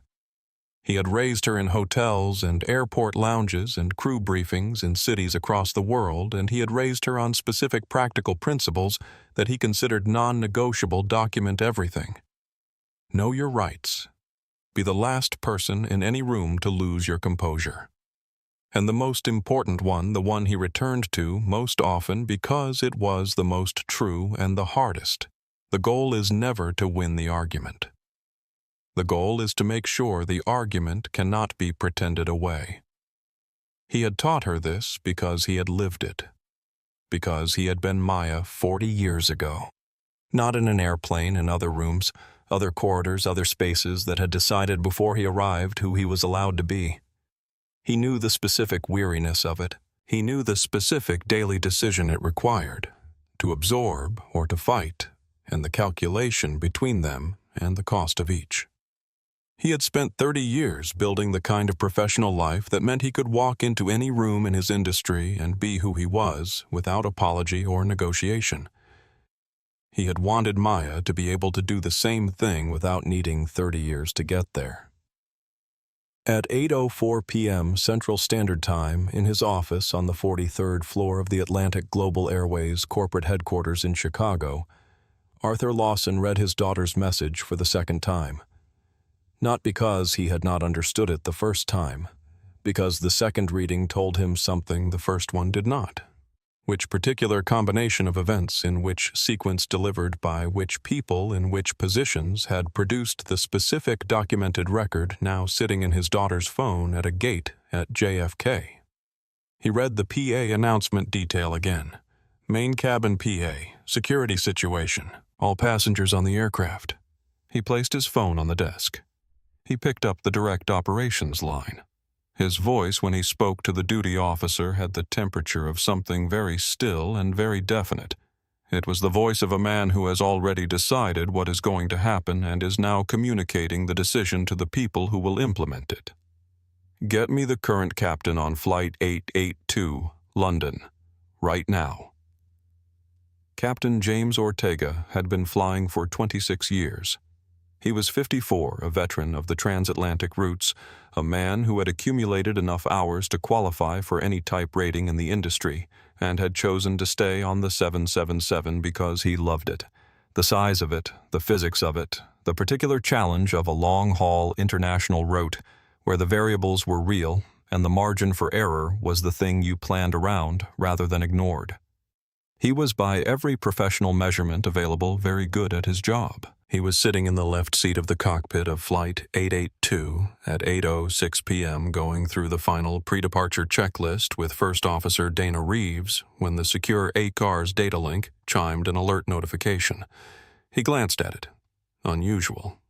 At this stage of departure prep, the ACARS was for dispatch and critical weather data, not administrative communications. Then the priority executive operations line buzzed. He had heard that line buzz exactly twice in his career. Both times had been significant. He reached for the headset. Flight 882. Captain Ortega speaking. James. The voice on the line was Arthur Lawson's. Captain Ortega had met Arthur Lawson 4 times in his career. Twice at company events, once at a safety training summit, once in an operations review that had resulted in a significant revision to the pre-departure crew briefing protocol. He knew the voice. He knew what it meant when Arthur Lawson called a cockpit directly at T-8 minutes from pushback. He straightened in his seat. Mr. Lawson, sir, what can I do for you, James? I need you to open your Global First manifest and tell me who is in seat 2A. Ortega tapped his crew iPad.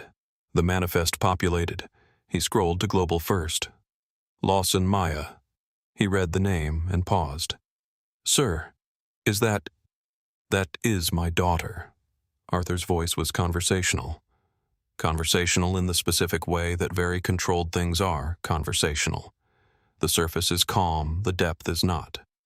And according to her documentation, your chief purser has announced a security situation over the main cabin PA based on a fabricated maintenance block on that seat.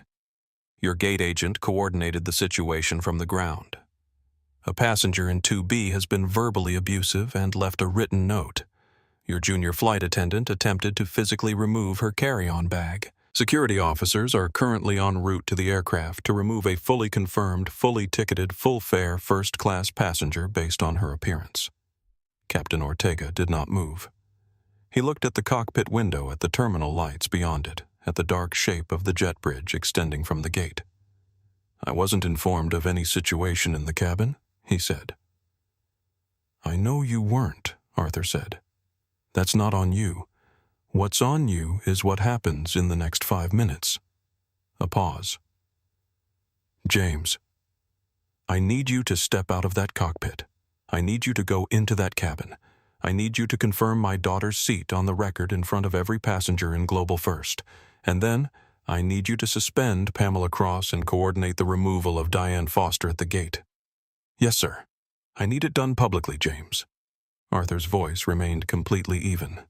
"Every passenger in that cabin has watched this happen. They watched a young woman be denied service, threatened with security, and subjected to a PA announcement that branded her as a threat to 300 people.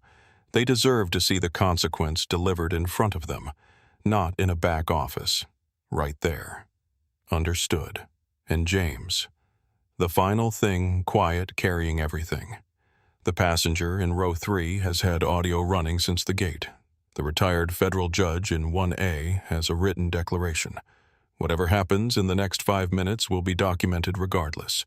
What I need is for the documentation to show the system working, not failing." "I hear you, sir. Clearly. Thank you." The line went dead. Ortega lowered the headset. He looked at the checklist on his iPad, at the fuel figures at the pushback clearance window closing in 7 minutes. He looked at First Officer Dana Reeves, who had heard the one-sided conversation with the particular quality of attention that cockpit crews develop, catching context from half a phone call the way a navigator catches position from incomplete data. "What just happened?" Reeves asked. "The EVP of Flight Operations just called the cockpit 6 minutes before pushback," Ortega said. He unbuckled his shoulder harness. "Hold the clearance. Don't let ground move us. If they push, tell them we have an operational hold from EVP authority. How long? However long it takes." He stood. He opened the cockpit door. The heavy panel swung inward with a click that echoed in the small galley space and stopped Pamela Cross mid-sentence on the interphone. She spun around. She had been coordinating with the gate. Diane Foster's voice crackling through the receiver the security officers confirmed at the top of the jet bridge. She had been 2 minutes from what she believed was a resolution. She turned and found Captain James Ortega filling the galley entrance with the particular physical presence of a man who has spent a career commanding things that weigh 300,000 pounds at altitude, and she understood immediately from some precognitive professional instinct that the next 5 minutes were not going to go the way she had planned. "Captain Ortega," she said. She adopted her most serious, most collegial tone. The tone of crew-to-crew professionalism, the tone of "we are in this together. I'm so glad you're here. We have a situation in 2A.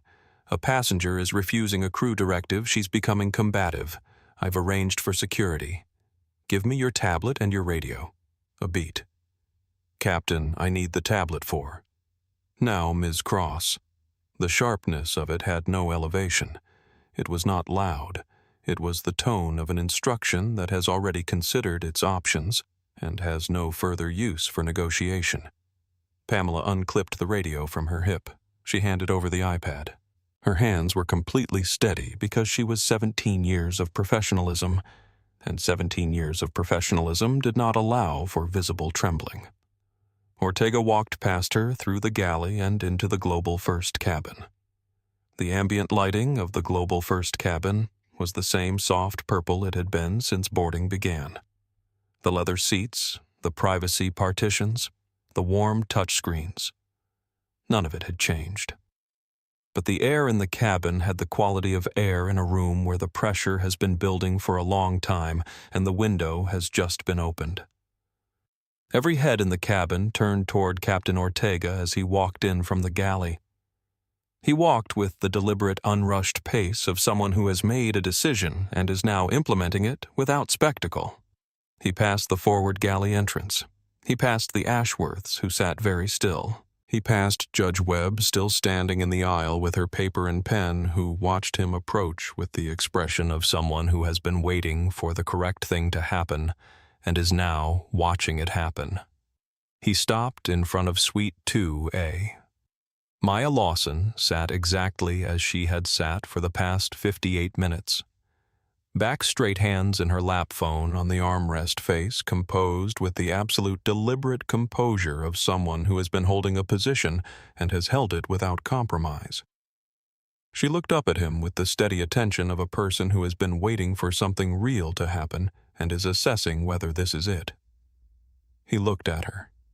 He saw a young woman of 23 who had not raised her voice once, and who had been documented by a retired federal judge and a travel documentary podcaster, and her own notes app, to have done nothing except sit in a seat and request a glass of water. He saw in her face the particular sharp intelligence that he associated with exactly one other person in this airline, and the resemblance up close was not subtle. "Ms. Lawson," Captain Ortega said. His voice was clear and carried deliberately. Every passenger in the 8 suites of Global First could hear every word. Captain Ortega Maya said, "I just got off the secure operations line with your father."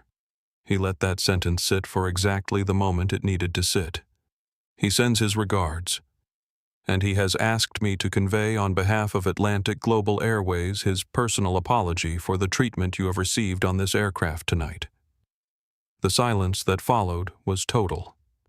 In 2B, Edward Hartley's jaw went slack. His mouth opened, it closed, it opened again. No sound came out. He looked like a man who has just discovered that the chessboard he has been playing on belonged to someone else the entire time. Judge Webb lowered her pen. Her expression did not change because her expression had already arrived at a conclusion 40 minutes ago, and this was simply the confirmation of it.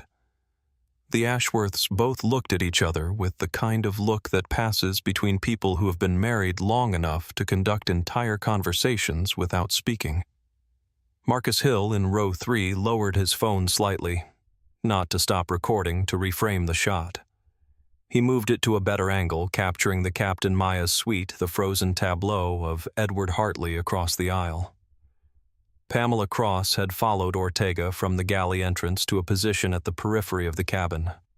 She stood there now with her hands clasped in front of her, and her face very still in the way that faces go still when the body is using everything available to perform composure it does not feel. "I appreciate that, Captain," Maya began. "Ortega," he said gently. "Captain Ortega." A small correction received without embarrassment. "My seat was reportedly under a maintenance block. Can you confirm the aircraft status?" "This aircraft is fully operational," Ortega said, raising his voice slightly, ensuring the reach. "There is no maintenance issue with seat 2A. There has never been a maintenance issue with seat 2A. Your ticket is a full-fare revenue Class F reservation, fully confirmed, fully paid. You are exactly where you belong." He turned. He looked at Pamela Cross. "Ms. Cross." He said her name the way captains say things they mean. Not a question, not an invitation, just a fact being delivered to its destination. "Into the aisle, please." Pamela walked toward him with the specific gait of someone who is making the walk because there is no longer an alternative. She stopped 2 feet from him. She could not quite make herself look at Maya's suite. "Captain," she began. Her voice was controlled. 17 years of professionalism was still holding. I want to be clear that I was acting on information received from the gate. Gate Agent Foster communicated." "You did not receive a fabricated maintenance block from the gate, Ms. Cross," Ortega said. "You transmitted that claim to a passenger and used it as justification for a seat reassignment you were not authorized to make. Your junior flight attendant has produced the maintenance log which contains no such block. You then announced a security situation over the main cabin PA to 300 passengers." He paused. "None of that came from Gate Agent Foster. That came from you. Captain, I have been with Atlantic Global for 17 years. I know how long you have been here," Ortega said, "which is why I know that you know exactly what you did, and you know exactly what the policies are that you violated. You racially profiled a confirmed premium passenger. You fabricated a technical issue to create cover for it. You lied to me when you briefed me just now in the galley, and you announced a security situation that did not exist to every passenger on this aircraft. He said each item separately, clearly, as though reading from a list, because he was reading from a list, the one that Arthur Lawson had given him over the operations line, and the one that his own eyes had provided him in the last 4 minutes. Effective this moment, you are suspended pending an immediate review. That review will determine the terms of your termination. Pamela Cross's face did the thing that faces do when the structure behind them has been removed and the performance of composure becomes a calculation rather than a natural state. She did not cry. She was 17 years of professionalism, but something went out in her eyes. Some certainty, some assumption, some architectural conviction that had been load-bearing without her knowing it.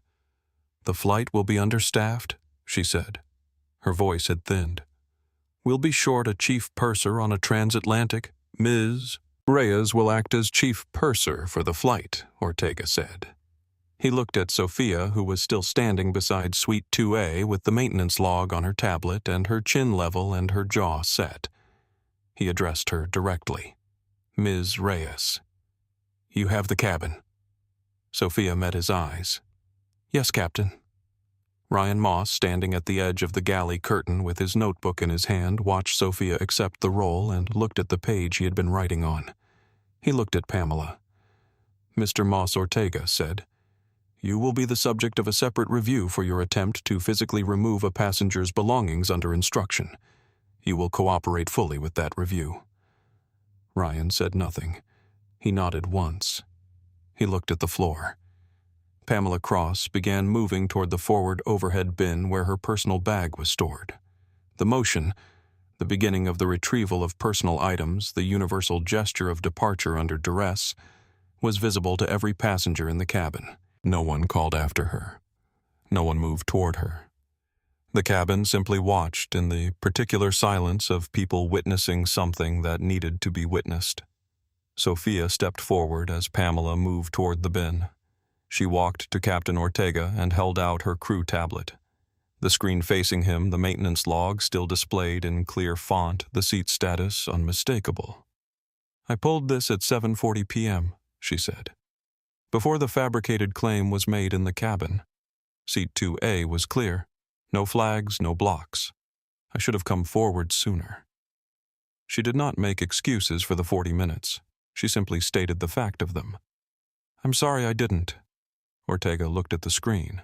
He noted the timestamp. "This is going into the formal incident record as crew testimony," he said. "What you did tonight matters. I know it does," Sophia said. "That's why I did it." He took the tablet and walked to the forward galley where the crew communication system connected to the aircraft's centralized operations log. He entered Sophia's testimony formally.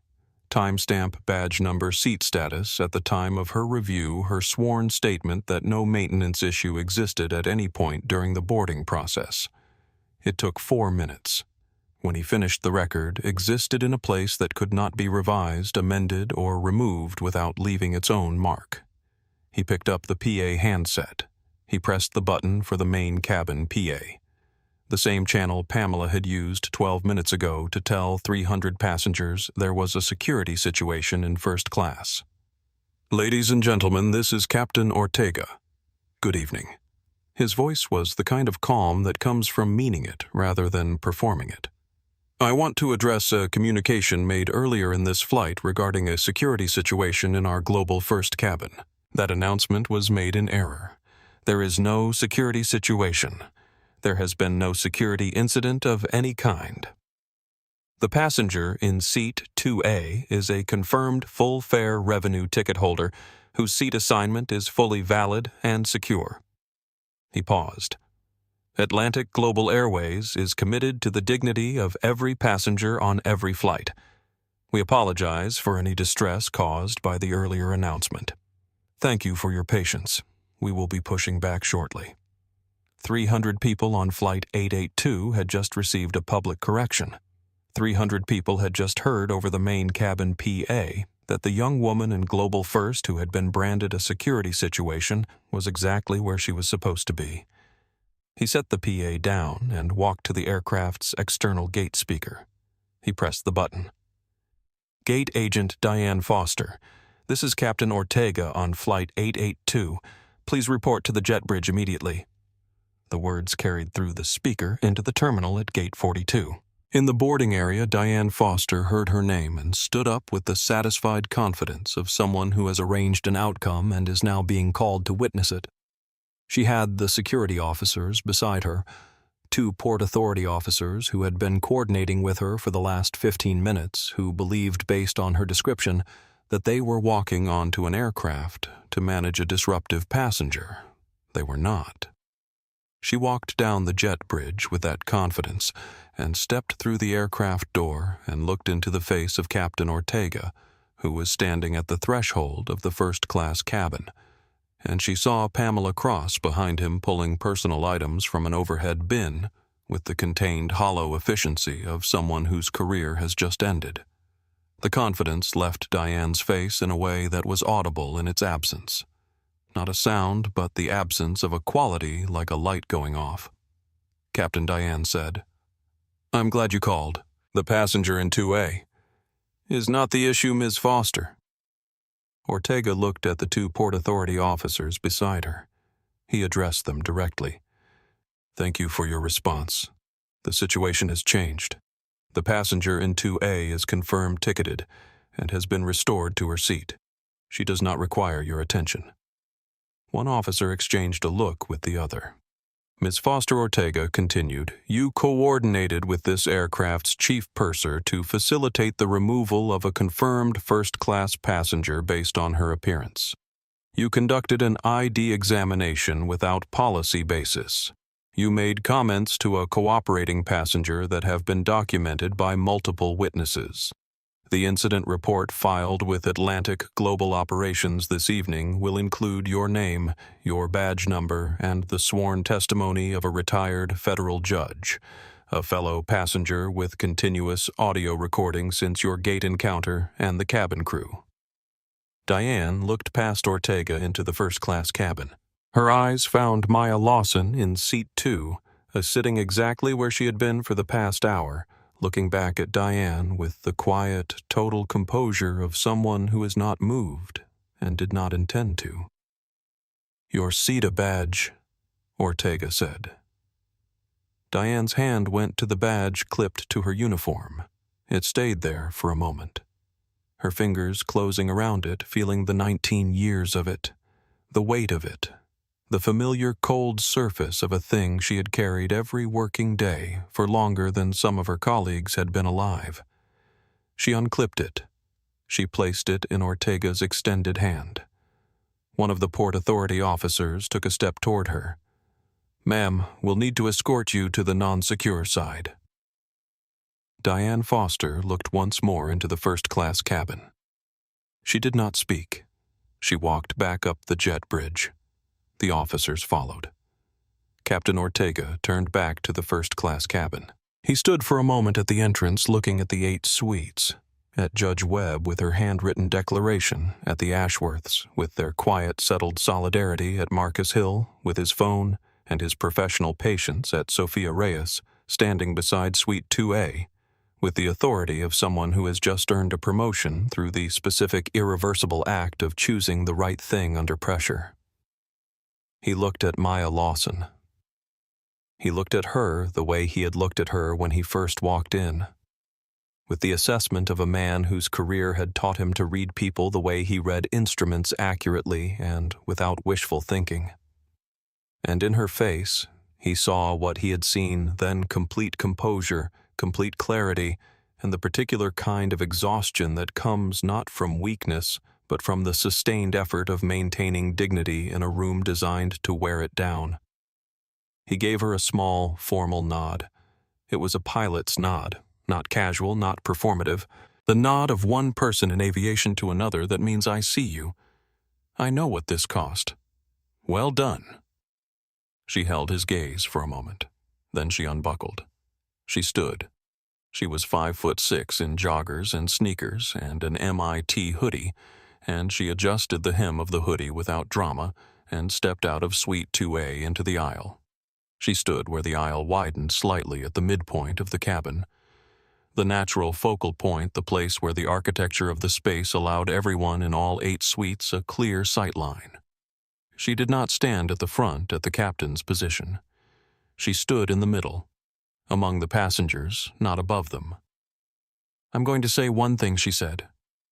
Her voice was at conversation volume. In the silence of the cabin, it carried perfectly. No one moved. "My father is Arthur Lawson," she said. "He spent 30 years flying aircraft like this one. He built the protocols that govern how crew members are required to treat the passengers they serve. He wrote the training module that Ms. Cross and Ms. Foster completed when they were hired at this airline. He helped design the passenger rights framework that Judge Webb cited from memory this evening without notes because it is that clear." She paused. "Let it settle. My name is Maya Lawson. I am 23 years old. I have a master's degree in aeronautical engineering from the Massachusetts Institute of Technology. I hold a private pilot's license. I purchased seat 2A on October 14th with my own American Express card. I have never in the course of the last hour raised my voice or made a demand or behaved in any way that a single person in this cabin could honestly characterize as disruptive." She let the silence do what silence does when it follows a statement that is simply verifiably true. "I'm not telling you this because I need you to believe me." She looked at where Pamela had been standing. She looked at the spot in the galley entrance where Diane Foster had stood with her 2 officers 6 minutes ago, certain of her outcome. The aircraft maintenance log confirmed it. Ms. Reyes confirmed it. Captain Ortega confirmed it. The machine and the people with access to the truth have all said the same thing. She looked around the cabin, at Judge Webb, at the Ashworths, at Marcus, at Sophia. "I'm telling you this," she said, "because they bet on me not knowing that. They bet on me not having the documentation, not having the patience, not having the knowledge of what my rights were and how to hold them. They bet on me being the version of this story where the young woman in the hoodie eventually gets up and goes to the back." She looked at seat 2A. "I'm not that version of the story." She sat down. The silence lasted approximately 4 seconds. Judge Webb began to clap. Not theatrically.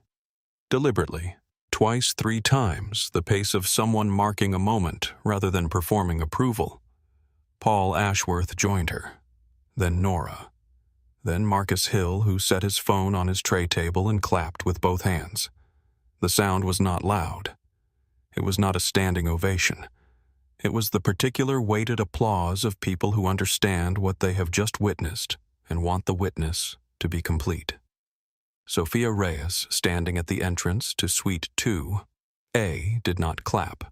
She pressed her hand briefly against her sternum, a single private gesture there and gone, and looked at Maya with the expression of a person who has done something that cost them something and does not regret it. In 2B, Edward Hartley sat completely still with his hands folded in his lap and a champagne glass empty in front of him, and said absolutely nothing. He had been saying nothing for the past 14 minutes. For a man who had not stopped talking for the first 50 of them, the silence was its own kind of answer. The jet bridge door was still open. Diane Foster's departure route still faintly visible in the terminal lights beyond. Ortega closed it. The click of the seal was the sound of the aircraft becoming entirely its own world. 300 people, the rain outside the engines beginning their preliminary sequences, and the reckoning still in progress in the forward cabin. He walked back to the first-class section and stood where the aisle widened. He had the incident report open on his iPad, the one linked directly to Atlantic Global's operations system, the one that Arthur Lawson's office was currently receiving in real time, the one that would be read in the morning by the HR department, the compliance office, the legal team, and the FAA operations liaison, who had already been notified by the EVP's assistant that a significant crew conduct incident was unfolding on Flight 882. He looked at Ryan Moss, who was standing at the edge of the galley curtain with his notebook, and the specific expression of a man who has made 2 choices this evening, the wrong one and then the right one. and who is not yet sure whether the right one came soon enough to count for anything. Mr. Moss Ortega said, "Your account of the events in this cabin, including your own actions, will be reviewed separately. You will cooperate fully, immediately, and completely." "Yes," Captain Ryan said. "I will." He paused. "I want to cooperate. I want it on the record that I want to cooperate." "It's on the record," Ortega said. He turned to the cabin. "Judge Webb." He addressed her directly with the respect of a man who has just learned that she had been constructing a sworn declaration for the last 40 minutes and would like to acknowledge that fact. "I want to thank you for your intervention and for the documentation you've prepared. Atlantic Global's compliance office will be in contact regarding your formal testimony. With your permission." "You have it," Judge Webb said simply. She capped her pen and put it on top of the papers. "I was doing what anyone with eyes and a conscience should have done much sooner." "Yes, ma'am," Ortega said. He turned to the cabin at large. "I want to address every passenger in this section directly." He paused. "You have witnessed tonight something that should not have happened on this aircraft. A passenger was subjected to targeted mistreatment. Targeted because of her appearance and the assumptions that were made about what her appearance meant about her right to be here. That mistreatment was conducted with the apparent authority of crew uniforms and operational language, which made it harder to challenge and easier to ignore." He paused. "You did not ignore it. Judge Webb did not ignore it. Mr. and Mrs. Ashworth did not ignore it. Mr. Hill, who has had audio running since Gate 42, did not ignore it. And Ms. Reyes, who came forward with documented evidence at personal professional risk, did not ignore it." He looked at each of them as he named them. "I want that on the record too, because accountability runs in both directions, and the people who chose to do the right thing tonight deserve to have that choice acknowledged." He looked at Edward Hartley. Edward had not moved. He had not spoken. He had been consuming his own silence for the past 20 minutes, with the unhappy concentration of a man who is hoping that if he is still enough, he will eventually become invisible. He was not invisible. Mr. Hartley Ortega said. Edward looked up. Something in his face contracted. "You are a Diamond Medallion member of 17 years, Ortega said. "You have significant history with this airline. I want to make sure the significance is mutual." He kept his voice measured. Not punitive, not theatrical, simply clear. "You verbally pressured a fellow passenger on 4 separate occasions. You passed her a written note directing her to a lower class of service. You encouraged crew members to take escalating action. And you used a term of address, repeatedly to a young woman you had never met, that was designed to diminish her and did not belong in this cabin or in any interaction you have with another person." Edward's mouth opened. "I understand this has been," he began. "I'm not finished," Ortega said. It was not harsh. It was simply final. "If you speak to any passenger on any Atlantic Global flight the way you spoke to Ms. Lawson this evening, your Diamond Medallion status will be permanently revoked, and your name will be placed on our corporate no-fly registry. That is not a warning. That is a boundary being drawn." A pause. "Do you understand, Crystal?" "Clear," Edward said. His voice was quiet. He was performing contrition with the visible effort of someone who is not accustomed to needing it. "I owe Ms. Lawson an apology." He turned across the aisle. He addressed the air approximately 6 inches to the right of Maya's head, which was not quite looking at her, but could be construed as facing her direction if observed from a distance. "I apologize," he said, "for my part in what happened tonight. I misjudged the situation." Maya looked up from her phone. She looked at him for one moment with the calm, complete assessment of someone who has been evaluating accurately all evening. "You didn't misjudge the situation," she said. "You saw an opportunity and you took it. You're apologizing to my last name right now, not to me. She looked at him directly. Those are very different things. She looked back at her phone. Edward Hartley said nothing more. He ordered a drink. He looked at the seatback entertainment screen without watching it. He ordered another drink 40 minutes later and another after that, and none of them provided the particular insulation he was looking for from the knowledge that the thing he had done at 35,000 feet would be waiting for him when he landed. In row 3, Marcus Hill put his headphones on. He opened his notes app. He typed a single line at the top of a new page Flight 882. He would have 2 million plays within the week. He did not know that yet. He was still deciding what the first sentence of the piece would be, because the first sentence was the most important, and he had a very specific, precise, and completely true first sentence in mind. The Atlantic opened beneath them at 37,000 feet, dark and indifferent and impossibly wide. 30 minutes into the flight, with the seatbelt sign extinguished and the cabin settled into the particular rhythm of a long-haul crossing. The quiet of people reading the dimmed lights, the soft, mechanical hum of the engines doing what they were built to do. Edward Hartley unbuckled his belt. He had been composing the apology in his head for the better part of an hour, which was the most sustained mental effort he had devoted to another person's experience in a very long time. He had decided that it was genuine, and that the genuineness of it would be legible, and that Maya Lawson would receive it the way people receive genuine apologies from men who have reconsidered. He leaned across the aisle. "Ms. Lawson," he said, keeping his voice low enough to suggest that this was a private exchange, which suggested he understood it should have been private all along. "I want to offer you a proper apology.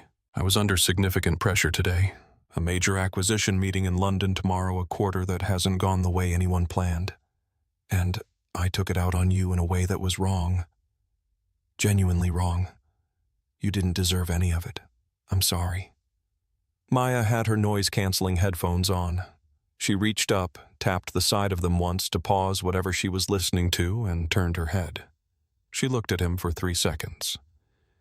"You weren't under pressure," she said. Her voice was at conversation, volume not lowered, not elevated. "You saw a young black woman sitting in a seat you had already decided she shouldn't occupy, and you saw an opportunity to make that decision feel like a consensus. You recruited the crew. You used the language of comfort and protocol and reason to dress it up." A pause. "You're not apologizing to me. You're apologizing to the version of yourself you'd like the next 10 hours to remember." She tapped her headphones. The music came back. She turned to her window. Edward sat back in his pod. The luxury of it. The wide leather, the privacy partitions, the lay-flat capability that would allow him to sleep over the Atlantic in the comfort he had spent 17 years accumulating miles to access, felt for the first time like a costume he was wearing rather than a place he belonged. He ordered his third drink. He did not sleep over the Atlantic. In row 3, Marcus Hill was still writing. He had been writing since the cabin quieted down, not frantically, not performatively, but with the steady, organized focus of someone constructing something that matters. The episode was shaping itself clearly in his mind, not a rant, not an outrage piece, but a precise chronological account of what he had witnessed and recorded, delivered in the specific, careful language of a person who knows that the most powerful version of a true story is the one that does not need embellishment. He had 57 minutes of audio running continuously from Gate 42. He thought about his opening line. He thought about Maya Lawson's voice saying, "I'm not that version of the story." He started writing. Sophia Reyes appeared at the entrance of Suite 2A at 8:47 p.m. She was carrying a silver tray. On it sat a crystal glass of sparkling water with a fresh lemon wedge balanced precisely on the rim. Not because the presentation was required, but because Sophia was the kind of person who believed that if a thing is worth doing, the doing of it should be complete. Her hands were steady, Her posture was the posture of someone who has become in the last 40 minutes something slightly different from who she was when she boarded this aircraft. Not dramatically, not visibly, but in the particular interior way that happens when you make a decision that costs you something and discover that the cost was worth it. "Your water, Ms. Lawson," she said. "I apologize that it took this long." Maya looked up from the thermal schematic she had pulled up on her tablet, the same one she had been reviewing before any of this began, the one that had been waiting patiently in her downloads folder for the 7-hour crossing. She looked at the water. She looked at Sophia. "You didn't take too long," she said. "You took exactly the time you needed." Sophia looked at her for a moment. Something in her face settled. Not into relief, but into something quieter. The resolution of a tension that had been building for a long time. "Captain Ortega has asked me to extend anything you need for the duration of the flight," she said. "Meal preference, blanket, quiet. Whatever would make this crossing better." "I just want to get to London," Maya said. She picked up the glass. The water was cold and clean and had been 45 minutes overdue, and tasted therefore better than water usually tastes. "You're doing great, Ms. Reyes." Sophia gave a small, real smile. It reached her eyes. She straightened the tray table, gave a brief nod, and walked back toward the galley with the authority of someone who has just been told by the acting captain that they have the cabin and who intends to have it properly. The heavy door of the Boeing 777 sealed shut. The sound of it, the definitive mechanical thud of a pressurized seal engaging, resonated through the aircraft and marked the exact moment the outside world stopped being relevant, and the long crossing of the Atlantic began to be all there was. Outside the window, the rain over JFK had become a proper November rain, the kind that softens the terminal lights at their edges and makes the tarmac look like something that has been polished to reflect everything. The aircraft began its pushback, the slow hydraulic reversal away from the gate the moment when the machine commits to being in motion. Maya watched the gate lights pull away through the rain-streaked glass. She thought about London. She thought about her mother Denise, who was probably at the piano right now playing something she had been thinking about for a week, who did not know what had happened in Terminal 4 this evening, and would be told about it over tea tomorrow morning in Islington. She thought about Imperial College and the work that was waiting. She thought about the document on her Notes app that now contained a full time-stamped complete record of everything that had happened since 7:14 p.m. She picked up her phone. She navigated to the contact at the top of her list. She typed "doors closed, heading home." The response arrived in 12 seconds. "I know. Fly safe." She put her phone in the seat back pocket and reached for her noise-canceling headphones. She settled into the leather of seat 2A, her seat, the one that had always been her seat, the one that had been confirmed, documented, and restored to her by truth and by people who chose truth over comfort at the moment it cost them something. She closed her eyes as the engines pushed from a hum to a roar, and the aircraft began its acceleration down the runway, the lights of JFK blurring past the window and then falling away as the Boeing 777-300ER lifted from the ground and climbed through the rain and broke above the clouds into the clear, wide, star-filled dark above the Atlantic. She was going home. The disciplinary hearing was convened at 6 a.m. Central Standard Time in a conference room on the 43rd floor of Atlantic Global's Chicago headquarters, while Flight 882 was still over the mid-Atlantic. Arthur Lawson did not raise his voice. He slid a folder across the table, sat back, and waited. Inside the folder were Sophia Reyes's time-stamped crew testimony, Marcus Hill's 57 minutes of audio from Gate 42 to the first-class cabin, Judge Webb's handwritten 4-page declaration, submitted via email at 9:14 p.m. Eastern Standard Time from 37,000 feet over the ocean, because federal judges do not wait for convenient moments, and the formal incident report filed by Captain Ortega in the aircraft's operational log before pushback. Pamela Cross and Diane Foster sat across the table with a union representative who read the documents and said nothing because there was nothing to say, because the documents were comprehensive. Both women were terminated with cause before 7:30 a.m. because Pamela had falsified an entry in a federally regulated aircraft maintenance log, a Class F regulatory violation, and because Diane had coordinated the targeted misuse of airport security resources. The file was forwarded to the FAA and to the Department of Transportation before the morning briefing ended. Their SIDA airport credentials were permanently revoked. They would not work in commercial aviation again, not as flight attendants, not as gate agents, not in any capacity requiring an airport security badge. They walked out of the building carrying boxes. Ryan Moss received a formal written reprimand, 60 days probation, and mandatory retraining. He submitted a private written apology to Maya through the airline's HR office. Arthur forwarded it to her without comment. She read it once and kept it in the same folder she kept the ticket confirmation. Marcus Hill's audio documentary, titled simply Flight 882, went live at 6 a.m. Eastern Standard Time, while Edward Hartley's cab was still crossing London Bridge toward Canary Wharf. The episode ran 53 minutes. It was precise, chronological, and devastating in its accuracy. Marcus had not exaggerated a single detail, and he had not needed to because the details had been doing their own work since Gate 42. By the time Edward arrived at the lobby of his firm's European headquarters, the episode had 600,000 plays and was trending on every platform that mattered to the people in that building. A colleague forwarded him the link in a one-line message. "Is this you?" He recognized his own voice in the first 2 minutes.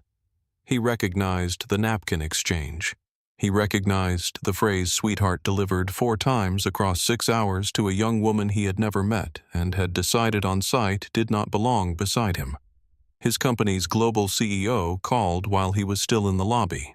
His corporate keycard was deactivated at 9:31 a.m. His credit cards were frozen at 9:44. He received his severance terms by courier at 11:15 and was told not to contact the firm again. He spent the next 3 days in London trying to find a way home. Atlantic Global had permanently revoked his diamond medallion status and placed him on their no-fly registry, which extended to 6 international partner carriers. He booked the last available seat on a budget carrier out of Stansted on a Thursday, paid for with his personal debit card in seat 47E, the middle seat of the last row directly adjacent to the lavatory on an aircraft that cruised at 34,000 feet and served a bag of crackers and a can of warm soda for a 7-hour crossing.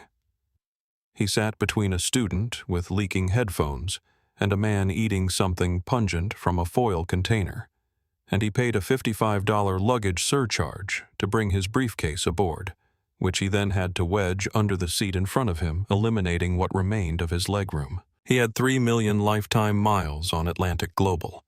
Every one of them was now worth exactly nothing. The seat reclined approximately 2 inches. He sat in it for 7 hours and thought about the word sweetheart, and everything it had ever meant to him and everything it had cost him. And somewhere over the middle of the Atlantic, he arrived at an understanding that was too late and too accurate and entirely his own making. Flight 882 touched down at London Heathrow at 8:22 a.m. British summertime, 7 hours and 9 minutes after pushback from JFK. The landing was smooth. Captain Ortega's hands, the aircraft's systems, and the long, flat approach to Heathrow converging into the particular quiet precision of a flight that has gone exactly as it should. Maya slept for 5 hours and woke up to an espresso and a warm croissant as the English coast materialized in golden early light below the clouds, the channel catching the morning in long silver strips. She stepped off the aircraft with her leather duffel and her backpack and walked through the terminal toward customs with the unhurried certainty of someone who knows where they are going. At the forward door, Sophia Reyes was stationed to say goodbye to the deplaning passengers. When Maya reached her, Sophia did not say, "Have a nice day," or "Thank you for flying with us." She folded a small piece of paper and placed it in Maya's hand without ceremony. Maya opened it in the arrivals hall. It read, "You made it possible to do the right thing. I won't forget that." She folded it and put it in her jacket pocket beside the October 14th confirmation email she still had in her phone. Her mother was waiting past the customs barrier with a coat over her arm and the expression of a woman who has been awake since 5 a.m. reading Marcus Hill's episode in real time. Denise Lawson hugged her daughter in the particular way that mothers hug children. They are extremely relieved to see, and then she held her at arm's length and looked at her face and said, "How are you?" And Maya said with complete honesty, "Tired, but exactly where I'm supposed to be." She sent her father 3 words before she cleared the terminal doors into the London morning. "I'm here. Home." Arthur Lawson, already at his desk for the 2nd consecutive day, managing consequences, read them, and allowed himself briefly the full unguarded weight of a smile. The smile of a man who has spent 30 years building the kind of world where his daughter could sit in a seat she paid for and not have to fight anyone to stay in it, and who knows that he is not done building, and who knows also deeply that she is not done either. If this story moved you, if you've ever been told you don't belong somewhere you earned your place, or if you've ever watched someone hold their ground with nothing but the truth and refused to look away, then this story was for you. Maya didn't shout. She didn't argue. She documented, she stayed, and she let the truth do what truth does when you give it enough time and enough witnesses. If you believe that kind of dignity deserves to be seen, hit that like button right now. Share this video with someone who needs to hear it today. Subscribe to the channel so you never miss a story like this one, because we tell these stories because they matter, and because the people in them deserve an audience that shows up. Drop a comment below. Tell us what would you have done if you were sitting in that cabin, and tell us where you're watching from. This community spans cities, countries, and every kind of room that has ever told someone they didn't belong. Thank you for watching. We'll see you in the next one.